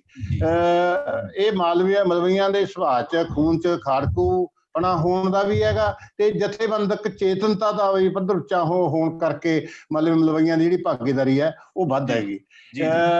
ਜੇ ਤੀਜੇ ਸਵਾਲ ਦੇ ਹਿੱਸੇ ਵੱਲ ਜੇ ਅਸੀਂ ਆਈਏ, ਜਿਵੇਂ ਕਿਹਾ ਵੀ ਇਹ ਮੋਰਚਾ ਫਤਿਹ ਕਰਨ ਨਾਲ ਕਿਸਾਨਾਂ ਦੇ ਮਸਲੇ ਹੱਲ ਹੋ ਜਾਣਗੇ, ਉਹੀ ਗੱਲ ਜੇ ਇੱਕ ਸ਼ਬਦ 'ਚ ਕਹਿਣਾ ਹੋਵੇ, ਮੇਰੀ ਧਾਰਨਾ ਇਹ ਹੈ ਕਿ ਇਹ ਜੇ ਤਿੰਨੇ ਕਾਨੂੰਨ ਰੱਦ ਵੀ ਹੋ ਜਾਂਦੇ ਨੇ, ਇਹ ਮੈਂ ਨੈਗੇਟਿਵ ਜਾਂ ਕਿਸੇ ਨਾਮਵਾਚਕ ਤੌਰ ਤੇ ਨਹੀਂ ਕਹਿੰਦਾ, ਪਰ ਜਿਹੜੀਆਂ ਜ਼ਮੀਨੀ ਹਕੀਕਤਾਂ ਨੇ ਉਹਦੇ ਮੁਤਾਬਕ ਤਾਂ ਇਹ ਕਿਹਾ ਜਾ ਸਕਦਾ ਵੀ ਜੇ ਤਿੰਨੇ ਕਾਨੂੰਨ ਰੱਦ ਵੀ ਹੋ ਜਾਣ, ਕਿਸਾਨਾਂ ਦੇ ਮਸਲੇ ਹੱਲ ਨਹੀਂ ਹੋਣੇ। ਕਿਸਾਨਾਂ ਦੇ ਮਸਲੇ ਹੱਲ ਹੋਣ ਵਾਸਤੇ ਹੋਰ ਸੰਘਰਸ਼ ਕਰਨਾ ਪਊਗਾ। ਪਰ ਜਿਹੜਾ ਇਸ ਘੋਲ ਦਾ ਪੋਜ਼ਿਟਿਵ ਪੱਖ ਹੈਗਾ ਉਹ ਇਹ ਹੈ ਕਿ ਇਸ ਘੋਲ ਨੇ ਜਿਹੜੇ ਲੋਕਾਂ ਦੇ ਮਨਾਂ ਵਿੱਚ ਵਿਸ਼ਵਾਸ ਪੈਦਾ ਕਰ ਦੇਣਾ ਹੈ। ਇਸ ਘੋਲ ਤੋਂ ਬਾਅਦ ਜਿਹੜੇ ਨੌਜਵਾਨ ਸਾਡੇ ਚੇਤਨ ਹੋ ਕੇ ਜਥੇਬੰਦੀਆਂ ਵਿੱਚ ਜਾਂ ਸੰਘਰਸ਼ ਵਿੱਚ ਹਿੱਸਾ ਲੈਣਾ ਹੈਗਾ, ਉਹ ਬਹੁਤ ਵੱਡਾ ਪਹਿਲੂ ਹੋਊਗਾ। ਬਹੁਤ ਵੱਡਾ ਇੱਕ ਅਸੀਂ ਇਹ ਪ੍ਰਾਪਤੀ ਕਰ ਲਾਂਗੇ। ਤੇ ਆਉਣ ਵਾਲਾ ਸਮਾਂ ਜਿਹੜਾ ਜਦੋਂ ਇਹ ਸਾਡੀ ਆਵਾਮ ਉੱਥੋਂ ਚੇਤਨ ਹੋ ਕੇ, ਉੱਥੋਂ ਸਿੱਖਿਅਤ ਹੋ ਕੇ ਆਉਣ ਵਾਲੇ ਸਮੇਂ ਵਿੱਚ ਹੋਰ ਵੱਡੇ ਸੰਘਰਸ਼ ਲੜੂਗਾ, ਤਾਂ ਸਾਡੇ ਇਹ ਕਿਸਾਨੀ ਮਸਲੇ ਹੱਲ ਵੀ ਹੋਣਗੇ। ਅੱਜ ਜਿਹੜੀ ਜਿਹੜਾ ਸੰਘਰਸ਼ ਚੱਲ ਰਿਹਾ ਦਿੱਲੀ ਦੀਆਂ ਬਰੂਹਾਂ ਤੇ, ਜਿਹੜੀ ਇਹ ਘੋਲ ਲੜਿਆ ਜਾ ਰਿਹਾ ਹੈਗਾ, ਇਹ ਸਾਡੇ ਵਾਸਤੇ ਇੱਕ ਪਾਵਰ ਹਾਊਸ ਹੈ, ਇੱਕ ਚਾਨਣ ਦਾ ਕੇਂਦਰ ਹੈਗਾ। ਇੱਥੋਂ ਬਹੁਤ ਸਾਰੀਆਂ ਰੋਸ਼ਨੀਆਂ, ਬਹੁਤ ਸਾਰੀਆਂ ਚਾਨਣ ਦੀਆਂ ਕਿਰਨਾਂ ਆਉਣਗੀਆਂ, ਬਹੁਤ ਸਾਰਾ ਜਿਹੜਾ ਸਾਡਾ ਅਮਲ ਹੈਗਾ ਉਹ ਹੋਰ ਤੇਜ਼ ਹੋਵੇਗਾ। ਮੈਂ ਆਪਣੀ ਗੱਲ ਸੰਖੇਪ ਕਰਦਾ ਹੋਇਆ, ਮੈਂ ਅੱਜ ਤੁਹਾਡੇ ਮਾਧਿਅਮ ਰਾਹੀਂ ਇੱਕ ਸ਼ੇਅਰ ਰਾਹੀਂ ਆਪਣੀ ਗੱਲ ਖਤਮ ਕਰਾਂਗਾ। ਪਾਕਿਸਤਾਨੀ ਨੌਜਵਾਨ ਪੋਇਟ ਦਾ ਇੱਕ ਸ਼ੇਅਰ ਹੈ, ਉਹ ਕਹਿੰਦਾ ਉਹ ਜਿਉਂਦਾ ਨਹੀਂ ਜਿਹੜਾ ਚੁੱਪ ਹੈ, ਉਹ ਜਿਉਂਦਾ ਨਹੀਂ ਜਿਹੜਾ ਚੁੱਪ ਹੈ, ਵੇਖੋ ਕਿਹੜਾ ਕਿਹੜਾ ਚੁੱਪ ਹੈ। ਅੱਜ ਲੋੜ ਹੈ ਇਸ ਸੰਘਰਸ਼ ਨਾਲ ਜੁੜਨ ਦੀ ਤੇ ਇਸ ਸੰਘਰਸ਼ ਨੂੰ ਹੋਰ ਅੱਗੇ ਲੈ ਕੇ ਜਾਣ ਦੀ। ਧੰਨਵਾਦ ਡਾਕਟਰ ਸਾਹਿਬ। ਬਿਲਕੁਲ ਬਿਲਕੁਲ, ਇਸੇ ਲਈ ਆਪਾਂ ਬੋਲ ਰਹੇ ਹਾਂ ਕਿ ਅਸੀਂ ਜਿਉਂਦੇ ਰਹਿਣਾ, ਤੇ ਇਹ ਲੜਾਈ ਜਿਉਂਦੇ ਰਹਿਣ ਵਾਲੇ ਲੋਕ ਹੀ ਲੜ ਰਹੇ ਨੇ ਤੇ ਬਹੁਤ ਵੱਡੇ ਪੱਧਰ ਤੇ ਲੜ ਰਹੇ ਨੇ। ਇਹ ਸਾਡੇ ਸਮੇਂ ਦੀ ਬਹੁਤ ਖੂਬਸੂਰਤ ਇਬਾਰਤ ਹੈ ਜੋ ਦਿੱਲੀ ਦੇ ਸੜਕਾਂ ਤੇ ਲਿਖੀ ਜਾ ਰਹੀ ਹੈ। ਚੱਲਦੇ ਹਾਂ ਗੁਰਮੀਤ ਕੜਿਆਲਵੀ ਜੀ ਦਾ। ਗੁਰਮੀਤ ਕੜਿਆਲਵੀ ਜੀ, ਤੁਹਾਡਾ ਅਸੀਂ ਬਹੁਤ ਬਹੁਤ ਸਵਾਗਤ ਕਰਦੇ ਹਾਂ ਸਰ। ਕੜਿਆਲਵੀ ਸਾਹਿਬ, ਮਾਈਕ ਆਪਣਾ ਖੋਲ ਲਓ ਜੀ। ਓਕੇ, ਹੁਣ ਠੀਕ ਹੈ ਜੀ? ਹਾਂਜੀ, ਬਹੁਤ ਬਹੁਤ ਸਵਾਗਤ ਹੈ ਤੁਹਾਡਾ ਜੀ ਸਰ। ਕੜਿਆਲਵੀ ਸਾਹਿਬ ਬਹੁਤ ਲੰਮੇ ਸਮੇਂ ਤੋਂ ਕਹਾਣੀ ਤੇ ਨਾਵਲ ਦੇ ਖੇਤਰ ਸਰਗਰਮ ਨੇ। ਪਿਛਲੇ ਦਿਨਾਂ 'ਚ ਇਹਨਾਂ ਨੇ ਕੁਝ ਨਾਟਕ ਵੀ ਲਿਖੇ ਨੇ। ਹਾਰੀ ਨਾ ਬਚਨਿਆ ਆਪਣੇ ਆਪ ਦੇ ਵਿੱਚ ਸੰਘਰਸ਼ ਦਾ ਮੈਟਾਫਰ ਬਣ ਕੇ ਵੀ ਬਾਹਰ ਨਿਕਲਦਾ, ਜਿਹੜੀ ਇਹਨਾਂ ਦੀ ਬੜੀ ਚਰਚਿਤ ਕਹਾਣੀ ਹੈ ਪਿਛਲੇ ਦਿਨਾਂ ਦੇ ਵਿੱਚ ਜੋ ਸਾਹਮਣੇ ਆਈ ਸੀ। ਕੜਿਆਲਵੀ ਸਾਹਿਬ, ਤੁਹਾਡੇ ਤੋਂ ਮੈਂ ਜਿਹੜੀ ਗੱਲ ਪੁੱਛਣਾ ਚਾਹੁੰਦਾ ਕਿ ਇਸ ਸੰਘਰਸ਼ ਦੀ ਇੱਕ ਪ੍ਰਾਪਤੀ ਇਹ ਹੈ ਕਿ ਇਸ ਸੰਘਰਸ਼ ਦੇ ਰੂਪ ਦੇ ਵਿੱਚ ਜਿਹੜੀ ਲੜਾਈ ਹੈ ਉਹ ਕਾਰਪੋਰੇਟ ਬਨਾਮ ਆਵਾਮ ਜਾਂ ਕਾਰਪੋਰੇਟ ਬਨਾਮ ਕਿਸਾਨ ਹੋ ਚੁੱਕੀ ਹੈ। ਹੁਣ ਤੱਕ ਕਾਰਪੋਰੇਟ ਕਦੇ ਸਿੱਧਾ ਸਾਡੇ ਨਿਸ਼ਾਨੇ ਤੇ ਨਹੀਂ ਆਇਆ ਸੀ ਤੇ ਪੰਜਾਬ ਦੇ ਬਹੁਤ ਸਾਰੇ ਲੋਕਾਂ ਨੂੰ ਕਾਰਪੋਰੇਟ ਦਾ ਪਤਾ ਵੀ ਘੱਟ ਸੀ, ਪਰ ਹੁਣ ਆਵਾਮ ਦੇ ਬੱਚੇ ਨੂੰ ਕਾਰਪੋਰੇਟ ਦਾ ਪਤਾ ਲੱਗ ਗਿਆ। ਇਹ ਜਿਹੜੀ ਨਵੀਂ ਤਬਦੀਲੀ ਆਈ ਹੈ, ਤੁਸੀਂ ਬਤੌਰ ਕਹਾਣੀਕਾਰ ਤੇ ਬਤੌਰ ਚਿੰਤਕ ਕੀ ਮਹਿਸੂਸ ਕਰਦੇ ਹੋ ਇਸ ਤਬਦੀਲੀ ਦੇ? ਦੀਪ ਜੀ ਤੇ ਬਾਕੀ ਸਾਰੇ ਸਾਥੀਓ, ਮੈਂ ਤੁਹਾਨੂੰ ਪਹਿਲਾਂ ਤਾਂ ਸਤਿ ਸ੍ਰੀ ਅਕਾਲ ਕਹਿਣਾ। ਇਹ ਜਿਹੜੀ ਕਾਰਪੋਰੇਟਾਂ ਨਾਲ ਲੜਾਈ ਹੈ, ਇਹ ਪੰਜਾਬ ਦੇ ਲੋਕਾਂ ਨੇ ਮੇਰਾ ਖਿਆਲ ਪਹਿਲੀ ਵਾਰ ਜਿਹੜੀ ਮਹਿਸੂਸ ਕੀਤੀ ਹੈ। ਪਰ ਇਸ ਤੋਂ ਪਹਿਲਾਂ ਜਿਹੜਾ ਖਾਸ ਤੌਰ ਤੇ ਮੈਂ ਬੰਗਾਲ ਦੀ ਗੱਲ ਕਰਨੀ ਚਾਹਾਂਗਾ, ਜਿੱਥੇ ਸੰਗੂਰ ਟਾਟਾ ਦੇ ਕਾਰਖਾਨੇ ਵਾਸਤੇ ਬੰਗਾਲੀਆਂ ਨੇ ਵੱਡੀ ਲੜਾਈ ਲੜੀ ਤੇ ਉਹ ਲੜਾਈ ਜਿਹੜੀ ਆ ਖੱਬੇ ਪੱਖੀਆਂ ਦੇ ਉੱਥੋਂ ਦੇ ਖਾਤਮੇ ਦਾ ਕਾਰਨ ਵੀ ਬਣੀ। ਇਸੇ ਤਰ੍ਹਾਂ ਜਿਹੜੀ ਹੈ ਹਰਗੋਬਿੰਦਪੁਰਾ ਜਾਂ ਹੋਰ ਅਜਿਹੀਆਂ ਥਾਵਾਂ ਤੇ ਲੜਾਈਆਂ ਪੰਜਾਬੀਆਂ ਨੇ ਪਹਿਲਾਂ ਵੀ ਲੜੀਆਂ, ਪਰ ਉਹ ਵਿਆਪਕ ਪੱਧਰ ਤੇ ਕਾਰਪੋਰੇਟਾਂ ਦੇ ਖਿਲਾਫ ਲੜਾਈ ਜਿਹੜੀ ਆ ਉਹ ਨਹੀਂ ਸੀ ਬਣ ਸਕੀ। ਲੋਕ ਸਰਕਾਰ ਦੇ ਖਿਲਾਫ ਲੜਾਈ ਲੜਦੇ ਰਹੇ ਆ। ਹੁਣ ਵੀ ਸਰਕਾਰ ਦੇ ਖਿਲਾਫ ਰਹੇ ਆ, ਪਰ ਹੁਣ ਲੋਕਾਂ ਨੇ ਇਹ ਗੱਲ ਨੂੰ ਸਮਝ ਲਿਆ।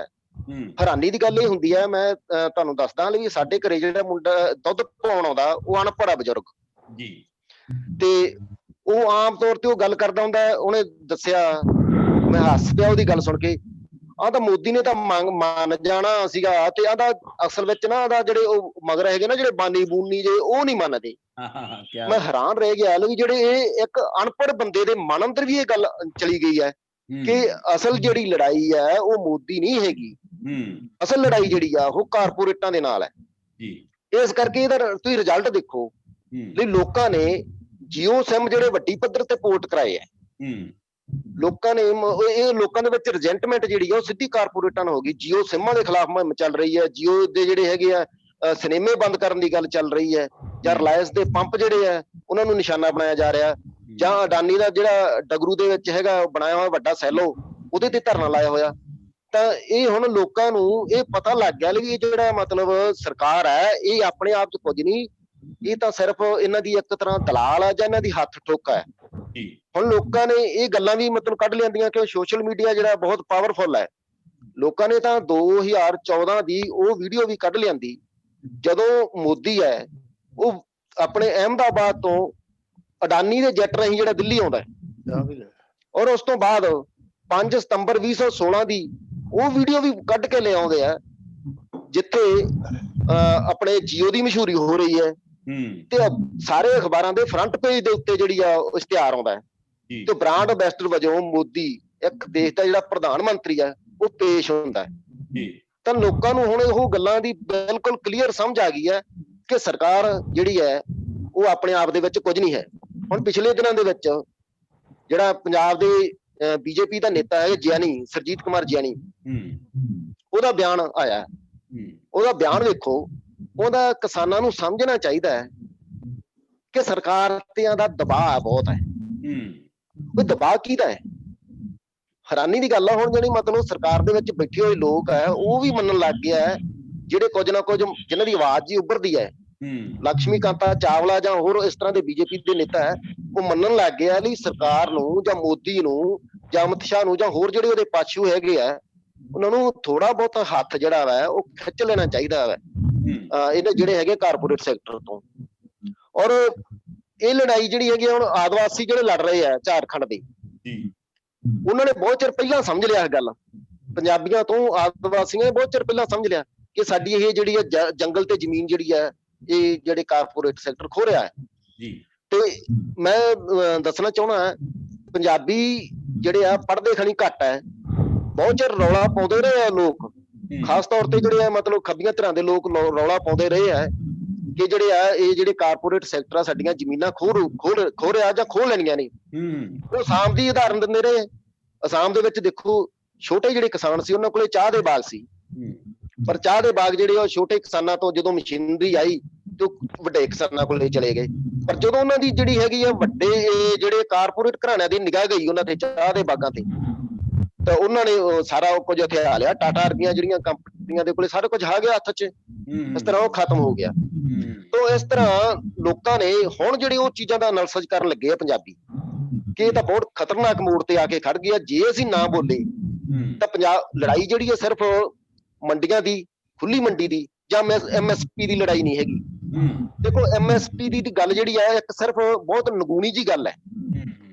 23 ਫਸਲਾਂ ਤੇ MSP ਦਿੱਤੀ ਜਾਂਦੀ ਹੈ ਔਰ ਪੰਜਾਬੀਆਂ ਨੇ ਇਹ ਸਵਾਲ ਜਿਹੜਾ ਵਾ ਮੈਂ ਸਮਝ ਲਿਆ ਕਿ MSP ਆਪਣੇ ਆਪ 'ਚ ਕੁਝ ਨਹੀਂ ਹੈਗੀ, ਕਿਉਂਕਿ 23 ਫਸਲਾਂ ਤੇ MSP ਦਿੱਤੀ ਜਾਂਦੀ ਹੈ ਤੇ ਕੇਵਲ ਜਿਹੜੀਆਂ 2 ਫਸਲਾਂ ਜਿਹੜੀਆਂ ਝੋਨਾ ਤੇ ਕਣਕ ਉਹੀ MSP ਤੇ ਖਰੀਦੀਆਂ ਜਾਂਦੀਆਂ, ਬਾਕੀਆਂ ਦਾ ਕਿਸੇ ਨੂੰ ਨਾਂ ਨਿਸ਼ਾਨ ਵੀ ਹੈ ਨਹੀਂਗਾ।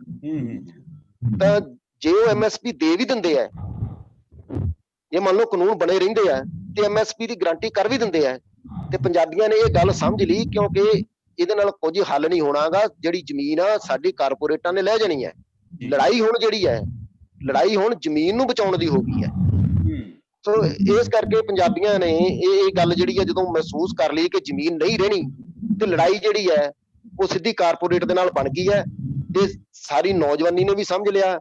ਔਰ ਇੱਕ ਹੋਰ ਮੈਂ ਇਹਦਾ ਵੱਡੀ ਤੌਰ ਤੇ ਉਦਾਹਰਨ ਦੇਣੀ ਚਾਹਾਂ, ਪਿਛਲੇ ਦਿਨਾਂ 'ਚ ਨਾ ਹਾਲੈਂਡ ਦੇ ਵਿੱਚ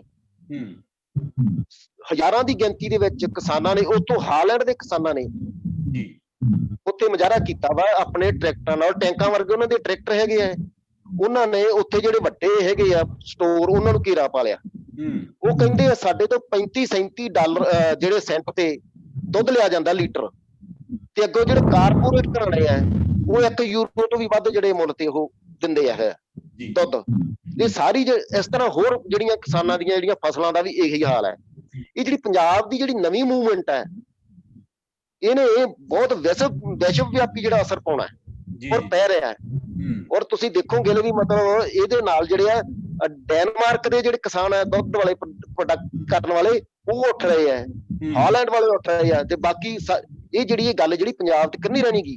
ਇਹ ਕਾਰਪੋਰੇਟਾਂ ਨੂੰ ਪੂਰੇ ਵਿਸ਼ਵ ਪੱਧਰ ਤੇ ਜਿਹੜੀ ਆ ਗੋਰੀਆ ਬਿਸਤਰਾ, ਮੈਂ ਇਹ ਨਹੀਂ ਕਹਿੰਦਾ ਕਿ ਉਹਦੇ ਨਾਲ ਗੋਲ ਹੋ ਜਾਊਗਾ, ਪਰ ਉਹਨਾਂ ਨੂੰ ਆਪਣੀਆਂ ਨੀਤੀਆਂ ਜਿਹੜੀਆਂ ਵਾ ਉਹ ਬਦਲਣੀਆਂ ਪੈਣੀਆਂ। ਇੱਕ ਦੇਖੋ ਸਰਕਾਰ ਕਿਸ ਤਰ੍ਹਾਂ ਕਰਦੀ ਹੈ, ਮੈਂ ਸਰਕਾਰੀ ਅਦਾਰਿਆਂ ਦਾ ਤਾਂ ਭੋਗ ਪਾਤਾ ਇਹਨਾਂ ਨੇ। ਕਾਰਪੋਰੇਟ ਖੇਤਰ ਜਿਹੜਾ ਹਰ ਖੇਤਰ ਨੂੰ ਕਾਬੂ ਕਰ ਰਿਹਾ, ਉਹ ਕਾਰੋਬਾਰ ਨੂੰ ਕਰ ਰਿਹਾ, ਉਹ ਸੁਰੱਖਿਆ ਨੂੰ ਕਰ ਰਿਹਾ। ਹੁਣ ਤਾਂ ਪੁਲਿਸ ਤੇ ਫੌਜ ਵੀ ਜਿਹੜੀ ਹੈ ਕਾਰਪੋਰੇਟਾਂ ਦੀ ਹੋਣ ਜਾ ਰਹੀ ਹੈ। ਹੁਣ ਜਿਹੜੀ ਆ ਪੁਲਿਸ ਕਾਰਪੋਰੇਟ ਸਪਲਾਈ ਕਰਨਗੇ, ਜਿਸ ਤਰ੍ਹਾਂ ਪੈਸਕੋ ਜਿਹੜੀ ਆ ਵੱਖ-ਵੱਖ ਮਹਿਕਮਿਆਂ ਦੇ ਵਿੱਚ ਆਪਣੇ ਸੁਰੱਖਿਆ ਗਾਰਡ ਸਪਲਾਈ ਕਰਦੀ ਹੈ, ਤਾਂ ਇਸੇ ਤਰ੍ਹਾਂ ਕਾਰਪੋਰੇਟ ਅਦਾਰੇ ਜਿਹੜੇ ਆ ਆਪਣੀ ਪੁਲਿਸ ਸਪਲਾਈ ਕਰਨਗੇ। ਤਾਂ ਇਸੇ ਤਰ੍ਹਾਂ ਮੈਂ ਪਿਛਲੇ ਸਮੇਂ ਦੇ ਵਿੱਚ ਕੀ ਹੋਇਆ, FCI ਦੇ ਜਿਹੜੇ ਗੋਦਾਮ ਸੀਗੇ ਉਹ 2012 ਦੇ ਵਿੱਚ ਉਹਨਾਂ ਦੇ ਲਗਭਗ 312 ਲੱਖ ਮੀਟ੍ਰਿਕ ਟਨ ਜਿਹੜੀ ਉਹ ਉਹਨਾਂ ਦਾ ਸਟੋਰ, ਤੇ 2020 ਦੇ ਵਿੱਚ ਆ ਕੇ ਉਹ ਜਿਹੜੀ ਕਪੈਸਿਟੀ ਹੈ ਕੇਵਲ 412 ਲੱਖ ਮੀਟ੍ਰਿਕ ਟਨ ਬਣਦੀ ਹੈ। ਤੇ ਦੂਜੇ ਬੰਨੇ ਜਿਹੜੇ ਪ੍ਰਾਈਵੇਟ ਹੈਗੀ ਅਦਾਰਿਆਂ ਨੂੰ ਖੁੱਲੀ ਛੁੱਟੀ ਦਿੱਤੀ, ਉਹਨਾਂ 2012 ਦੇ ਵਿੱਚ 341 ਲੱਖ ਮੀਟ੍ਰਿਕ ਟਨ ਦੀ ਕਪੈਸਿਟੀ ਜਿਹੜੀ ਉਹ ਪ੍ਰਾਈਵੇਟਾਂ ਕੋਲੇ ਸੀ, ਤੇ 2020 ਦੇ ਵਿੱਚ ਆ ਕੇ ਜਿਹੜੀ 480 ਲੱਖ ਮੀਟ੍ਰਿਕ ਟਨ ਹੋ ਜਾਂਦੀ। ਤੇ ਮੇਰਾ ਕਹਿਣ ਦਾ ਭਾਵ ਹੈ ਕਿ ਜੀ ਥੋੜਾ ਜਿਹਾ ਸੰਖੇਪ ਕਰ ਲਓ ਕਿਉਂਕਿ ਖੁੱਲੀ ਛੁੱਟੀ ਦਿੱਤੀ ਜੀ। ਓਕੇ ਜੀ ਸਰ ਜੀ। ਇਹ ਗੱਲ ਸਾਰੀ ਹੁਣ ਜਿਹੜੇ ਪੰਜਾਬੀ ਜਿਨ੍ਹਾਂ ਨੂੰ ਇਹ ਕਿਹਾ ਜਾਂਦਾ ਸੀ ਇਹ ਪੜ੍ਹਦੇ ਪੁੜਦੇ ਨਹੀਂ ਗਏ, ਇਹ ਸਾਰੀਆਂ ਗੱਲਾਂ ਬਿਲਕੁਲ ਸਧਾਰਨ ਜਿਹੜੇ ਆ ਪੰਜਾਬੀ ਉਹ ਕਰਨ ਲੱਗ ਗਏ। ਤੁਸੀਂ ਹੁਣ ਦੇਖ ਰਹੇ ਆ ਚੈਨਲਾਂ ਦੇ ਉੱਤੇ ਜਾਂ ਛੋਟੇ ਜਿਹੜੇ ਉਹ ਸਧਾਰਨ ਪੰਜਾਬੀ ਨੂੰ ਵੀ ਛੇੜਦੇ ਆ ਨਾ, ਜਿਹੜਾ ਉੱਥੇ ਗਿਆ ਹੋਇਆ ਧਰਨੇ ਤੇ, ਤਾਂ ਉਹ ਵੀ ਮਤਲਬ ਜਿਹੜਾ ਆਪਣੀ ਗੱਲ ਬੜੀ ਸੰਖੇਪ ਦੇ ਵਿੱਚ ਤੇ ਬੜੀ ਟਿਕਾ ਕੇ ਕਹਿੰਦਾ ਵੀ ਹੁਣ ਸਿੱਧੀ ਲੜਾਈ ਜਿਹੜੀ ਆ ਸਾਡੀ ਉਹ ਕਾਰਪੋਰੇਟ ਨਾਲ ਹੋ ਗਈ ਆ। ਤੇ ਇਹਦਾ ਬੜਾ ਸਾਈਨ ਜਿਹੜਾ ਮੈਂ ਇੱਕ ਚਿੰਤਕ ਹੋਣ ਦੇ ਨਾਤੇ, ਲੇਖਕ ਦੇ ਹੋਣ ਦੇ ਨਾਤੇ ਇਹਨੂੰ ਬੜਾ ਹਾਂ ਪੱਖੀ ਲੈਣਾ।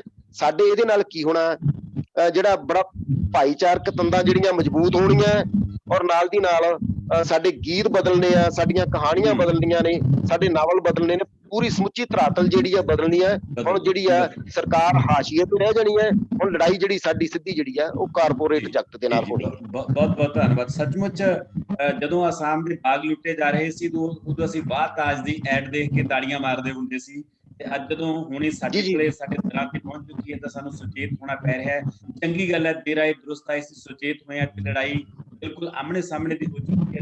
ਲੜਾਈ ਦੇ ਆਉਣ ਵਾਲੇ ਸਮੇਂ ਦੇ ਵਿੱਚ ਬਹੁਤ ਮਹੱਤਵਪੂਰਨ ਸਿੱਧੇ ਸਾਹਮਣੇ ਆਉਣੇ ਨੇ। ਅਸੀਂ ਚੱਲਦੇ ਹਾਂ ਨਿਰੰਜਨ ਬੋਹਾ ਜੀ ਕੋਲ, ਪੰਜਾਬੀ ਦੇ ਬਹੁਤ ਅੱਛੇ ਆਲੋਚਕ ਨੇ। ਬੋਹਾ ਸਾਹਿਬ ਤੁਹਾਡਾ ਬਹੁਤ ਬਹੁਤ ਸਵਾਗਤ ਹੈ। ਮਾਈਕ ਆਪਣਾ ਔਨ ਕਰ ਲਓ ਜੀ, ਤੁਹਾਡਾ ਮਾਈਕ ਬੰਦ ਹੈ ਬੋਹਾ ਸਾਹਿਬ। ਹੈਲੋ ਜੀ ਸਵਾਗਤ ਹੈ ਤੁਹਾਡਾ ਬਹੁਤ ਬਹੁਤ।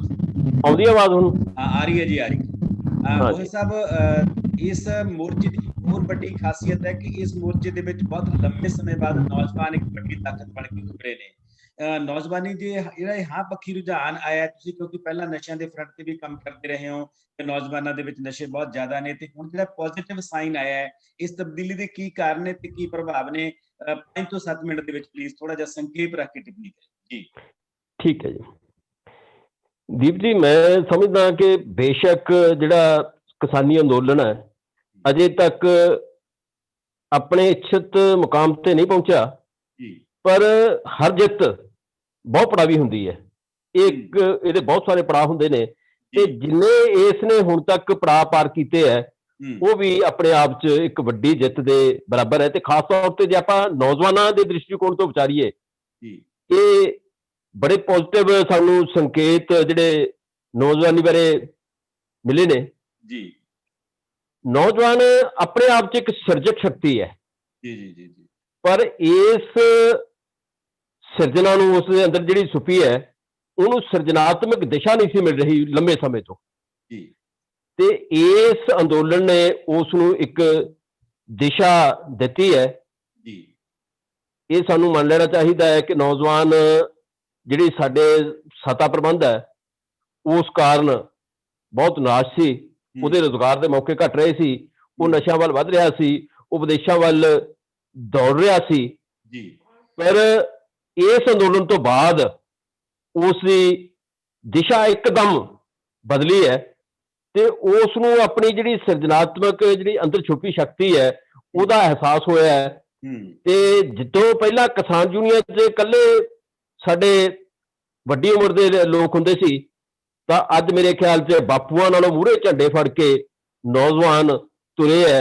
ਇਹ ਸਾਡੀ ਆਉਣ ਵਾਲੀ ਸਿਆਸਤ ਵਾਸਤੇ ਬੜਾ ਸ਼ੁਭ ਸੰਕੇਤ ਹੈ, ਪੰਜਾਬ ਦੀ ਸਿਆਸਤ ਵਾਸਤੇ। ਦੋ ਕਲੰਕ ਜਿਹੜੇ ਨੌਜਵਾਨੀ ਤੇ ਲੱਗੇ ਸੀ ਉਹ ਇਸ ਸੰਘਰਸ਼ ਨੇ ਧੋਤੇ ਨੇ। ਪਹਿਲਾ ਨਸ਼ਿਆਂ ਦਾ, ਜਦੋਂ ਉੜਤਾ ਪੰਜਾਬ ਫਿਲਮਾਂ ਬਣਦੀਆਂ ਸੀ ਪਹਿਲਾਂ ਇਹਨਾਂ ਤੇ, ਮੈਨੂੰ ਹੁਣ ਲੱਗਦਾ ਹੈ ਕਿ ਜਦੋਂ ਕਿਸਾਨੀ ਸੰਘਰਸ਼ ਦੇ ਜੇਤੂ ਮੁਕਾਮ ਤੇ ਪਹੁੰਚਣ ਤੋਂ ਬਾਅਦ ਉੱਠਤਾ ਪੰਜਾਬ ਫਿਲਮਾਂ ਇਹਨਾਂ ਬਾਰੇ ਜ਼ਰੂਰ ਬਣਨਗੀਆਂ। ਦੂਸਰਾ, ਜਿਹੜਾ ਇਹਨਾਂ ਬਾਰੇ ਇੱਕ ਭਰਮ ਫੈਲਾਇਆ ਜਾਂਦਾ ਸੀ ਜਾਂ ਕੁਝ ਹਕੀਕਤ ਵੀ ਸੀ ਕਿ ਸਾਡਾ ਜਿਹੜਾ ਨੌਜਵਾਨ ਹੈ ਉਹ ਬਹੁਤ ਜਸ਼ੀਲਾ ਹੈ, ਉਹ ਡਿਸਪਲਿਨ 'ਚ ਨਹੀਂ ਰਹਿ ਸਕਦਾ, ਉਹ ਭੰਨ ਤੋੜ 'ਚ ਵਿਸ਼ਵਾਸ ਰੱਖਦਾ ਹੈ। ਪਰ ਮੈਨੂੰ ਲੱਗਦਾ ਹੈ ਕਿ ਇਹ ਭਰਮ ਬੜੀ ਬੁਰੀ ਤਰ੍ਹਾਂ ਟੁੱਟਿਆ ਹੈ ਤੇ ਅੱਜ ਅਸੀਂ ਇਹ ਦਾਅਵਾ ਕਰ ਸਕਦੇ ਹਾਂ ਕਿ ਜਿਹੜਾ ਪੰਜਾਬ ਦਾ ਨੌਜਵਾਨ ਹੈ ਉਹ ਮੁਲਕ ਦੇ ਕਿਸੇ ਵੀ ਮੁਲਕ ਦੇ ਨੌਜਵਾਨ ਨਾਲੋਂ ਵੱਧ ਅਨੁਸ਼ਾਸਿਤ ਹੈ। ਇਸ ਨੂੰ ਸਾਰੀ ਦੁਨੀਆ ਵਾਚ ਰਹੀ ਹੈ, ਇਸ ਦਾ ਸਨਮਾਨ ਇਸ ਗੱਲ ਦਾ ਕਰ ਰਹੀ ਹੈ। ਪੰਜਾਬ ਦੇ ਨੌਜਵਾਨ ਕੋਲ ਜੋਸ਼ ਹੈ ਤੇ ਮੈਨੂੰ ਲੱਗਦਾ ਹੈ ਕਿ ਪੰਜਾਬ ਦੇ ਜਿਹੜਾ ਨੌਜਵਾਨ ਕੋਲ ਜੋਸ਼ ਹੈ ਉਸ ਨੇ ਪਹਿਲੀ ਵਾਰ ਹੋਸ਼ ਦੀ ਅਗਵਾਈ ਕਬੂਲ ਕੀਤੀ ਹੈ। ਬਹੁਤ ਵਧੀਆ, ਬਹੁਤ ਵਧੀਆ। ਹਾਂ, ਜਿਹੜਾ ਕਿਸਾਨੀ ਜਿਹੜੇ ਜਥੇਬੰਦੀਆਂ ਦੇ ਜਿਹੜੇ ਅਗਵਾਈ ਚ ਆਉਣਾ, ਉਹ ਜੋਸ਼ ਤੇ ਜੋ ਹੋਸ਼ ਮਿਲਦੇ ਨੇ ਉਹਦੇ ਵੱਡੀਆਂ ਤੋਂ ਵੱਡੀਆਂ ਤਾਕਤਾਂ ਉਹਦੇ ਟਿਕ ਨਹੀਂ ਸਕਦੀਆਂ। ਇਸ ਕਰਕੇ ਮੈਂ ਸਮਝਦਾ ਕਿ ਸਾਡੀ ਬਹੁਤ ਵੱਡੀ ਇਸ ਦ੍ਰਿਸ਼ਟੀਕੋਣ ਤੋਂ ਪ੍ਰਾਪਤੀ ਹੈ। ਤੇ ਦੂਸਰਾ, ਇੱਕ ਜਿਹੜਾ ਆਪ ਮੁਹਾਰੇ ਭਰਾਤਰੀ ਭਾਵ ਪੈਦਾ ਹੋਇਆ ਹੈ ਸਾਡੇ ਇਸ ਅੰਦੋਲਨ ਚ। ਪੰਜਾਬ ਹਰਿਆਣਾ ਨੇੜੇ ਆਏ ਨੇ, ਰਾਜਸਥਾਨ, ਯੂਪੀ ਸਾਰੇ ਮਿਲ ਕੇ ਜਿਹੜੇ ਲੜ ਰਹੇ ਹੈ, ਇਸ ਭਰਾਤਰੀ ਭਾਵ ਪੈਦਾ ਕਰਨ ਚ ਵੀ ਨੌਜਵਾਨਾਂ ਦਾ ਬਹੁਤ ਵੱਡਾ ਰੋਲ ਹੈ। ਜਿਸ ਤਰ੍ਹਾਂ ਉਹ ਉੱਥੇ ਡਿਊਟੀਆਂ ਨਿਭਾ ਰਹੇ ਨੇ ਅਨੁਸ਼ਾਸਿਤ ਹੋ ਕੇ, ਉਸ ਦ੍ਰਿਸ਼ਟੀਕੋਣ ਤੋਂ ਜੇ ਰਾਸ਼ਟਰਵਾਦ ਦਾ ਪ੍ਰਚਾਰ ਜਿਹੜਾ ਮੋਦੀ ਕਰਦਾ ਵੀ ਮੈਂ ਰਾਸ਼ਟਰਵਾਦੀ ਹੈ, ਪਰ ਜਿਹੜਾ ਅਸਲ ਰਾਸ਼ਟਰਵਾਦ ਹੈ ਉਹਦੀ ਤਸਵੀਰ ਹੁਣ ਪੇਸ਼ ਹੋਈ ਹੈ ਜਦੋਂ ਪੰਜਾਬ, ਹਰਿਆਣਾ, ਰਾਜਸਥਾਨ ਸਾਰੇ ਦੇਸ਼ ਦੇ ਜਿਹੜੇ ਹੈ ਕਿਸਾਨ ਇਕੱਠੇ ਹੋ ਕੇ ਲੜ ਰਹੇ ਨੇ। ਤੇ ਮੈਂ ਸਮਝਦਾ ਕਿ ਆਉਣ ਵਾਲੇ ਸਮੇਂ 'ਚ ਨੌਜਵਾਨਾਂ ਦੀ ਭੂਮਿਕਾ ਬਹੁਤ ਵਧੇਗੀ ਹੋਰ ਮਜ਼ਬੂਤ ਸਿਆਸਤ 'ਚ। ਤੇ ਇੱਕ ਮੈਨੂੰ ਇੱਕ ਬੜਾ ਹੋਰ ਸਾਰਥਕ ਰੁਝਾਨ ਜਿਹੜਾ ਮੈਨੂੰ ਵਿਖਾਈ ਦਿੱਤਾ ਇਹਨਾਂ ਦਿਨਾਂ 'ਚ ਕਿ ਜਿਹੜੀ ਪੰਜਾਬੀ ਗਾਇਕੀ ਹੈ ਉਸ ਨੂੰ ਪ੍ਰਮੋਟ ਕਰਨ ਵਾਲੇ ਨੌਜਵਾਨ ਵਰਗੀ ਹੈ। ਤੇ ਮੈਨੂੰ ਲੱਗਦਾ ਹੈ ਕਿ ਹੁਣ ਮੀਕੇ ਸ਼ੀਕੇ ਬਹੁਤ ਪਿੱਛੇ ਰਹਿ ਗਏ ਤੇ ਇਸ ਵੇਲੇ ਜਿਹੜੇ ਸੰਘਰਸ਼ ਸੰਤ ਰਾਮਦਾਸੀ ਦੇ ਬੋਲ ਗੂੰਜ ਰਹੇ ਹੈ ਜਿਆਦਾ ਸਭ ਤੋਂ। ਕੀ ਬਾਤ ਹੈ, ਧੰਨਵਾਦ ਜੀ ਬੋਹਾ ਸਾਹਿਬ।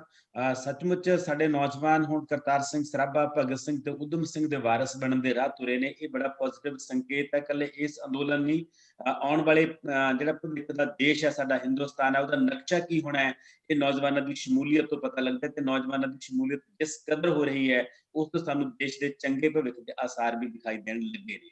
ਆਪਾਂ ਚੱਲਦੇ ਹਾਂ ਗੁਰਪ੍ਰੀਤ ਹੋਰਾਂ ਕੋਲੇ। ਗੁਰਪ੍ਰੀਤ ਹੋਰੀ ਬਹੁਤ ਅੱਛੇ ਕਲਾਕਾਰ ਨੇ, ਚਿੱਤਰਕਾਰ ਨੇ।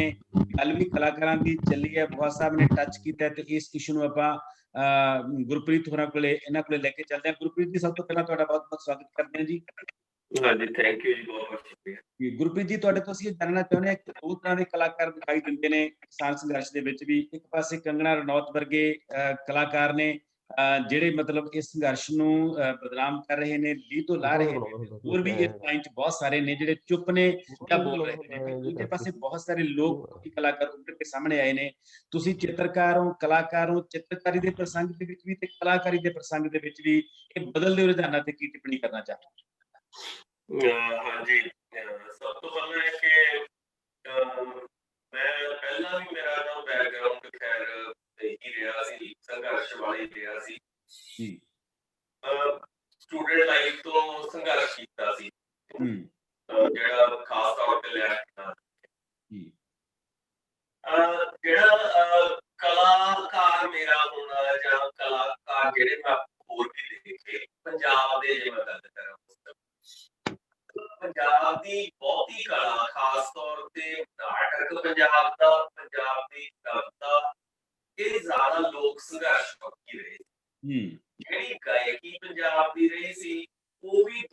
ਇਦਾਂ ਦੀ ਰਹੀ ਸੀ, ਜਿਹੜੇ 12 ਕੌਲੀਆਂ ਜਾਂ ਪਹਿਲਾਂ ਵਾਲੀਆਂ ਕਲੀਆਂ ਜਾਂ ਹੋਰ, ਉਹਨਾਂ 'ਚ ਵੀ ਬਹੁਤੇ ਸਾਡੇ ਜਿਹੜੇ ਨਾਇਕ ਸੀਗੇ, ਲੋਕ ਨਾਇਕ, ਉਹਨਾਂ ਨੂੰ ਕੀਤਾ ਹੈ ਭਾਵੇਂ ਉਹ ਦੁੱਲਾ ਹੋਵੇ, ਭਾਵੇਂ ਜੱਗਾ ਹੋਵੇ, ਸਾਰੇ ਬਾਕੀ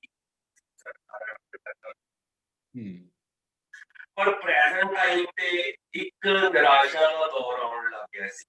ਜੀ ਮੈਂ ਉਦੋਂ ਦੇ ਖਿਲਾਫ ਕਾਫੀ ਬੋਲਿਆ ਵੀ, ਪਾਇਆ ਵੀ ਕਿ ਜੋ ਗਾਇਕ ਗਾ ਰਹੇ ਸੀ, ਜਿਸ ਤਰ੍ਹਾਂ ਸਾਡੀ ਜਵਾਨੀ ਨੇ ਵੀ ਮੈਨੂੰ ਸੱਚ ਪੁੱਛੋ ਤਾਂ ਕਾਫੀ ਨਿਰਾਸ਼ਾ ਹੋਣ ਲੱਗ ਗਈ ਸੀ ਇਸ ਗੱਲ ਤੇ ਕਿ ਯਾਰ ਮੈਂ ਕਈ ਵਾਰੀ ਇਹਨਾਂ ਨਿਰਾਸ਼ ਹੋਇਆ ਕਿ ਸ਼ਾਇਦ ਨਹੀਂ ਕੁਝ ਬਣ ਸਕਣਾ ਇਸ ਦਿਨ ਬਾਬਾ ਦੇ ਵਿੱਚ, ਕਿਉਂਕਿ ਲੈਂਡਨ ਦੀ ਉਦਾਹਰਣ ਅਸੀਂ ਅਕਸਰ ਦੇਖਦੇ ਸੀ। ਉਹਨੇ ਕਿਹਾ ਸੀ ਵੀ ਤੁਸੀਂ ਮੈਨੂੰ ਦੱਸੋ ਕਿ ਤੁਹਾਡੇ ਨੌਜਵਾਨਾਂ ਦੇ ਖੁੱਲਾ ਤੇ ਕਿਹੋ ਜਿਹੇ ਗੀਤ ਹੈ, ਮੈਂ ਤੁਹਾਡੇ ਦੇਸ਼ ਦਾ ਭਵਿੱਖ ਦੱਸ।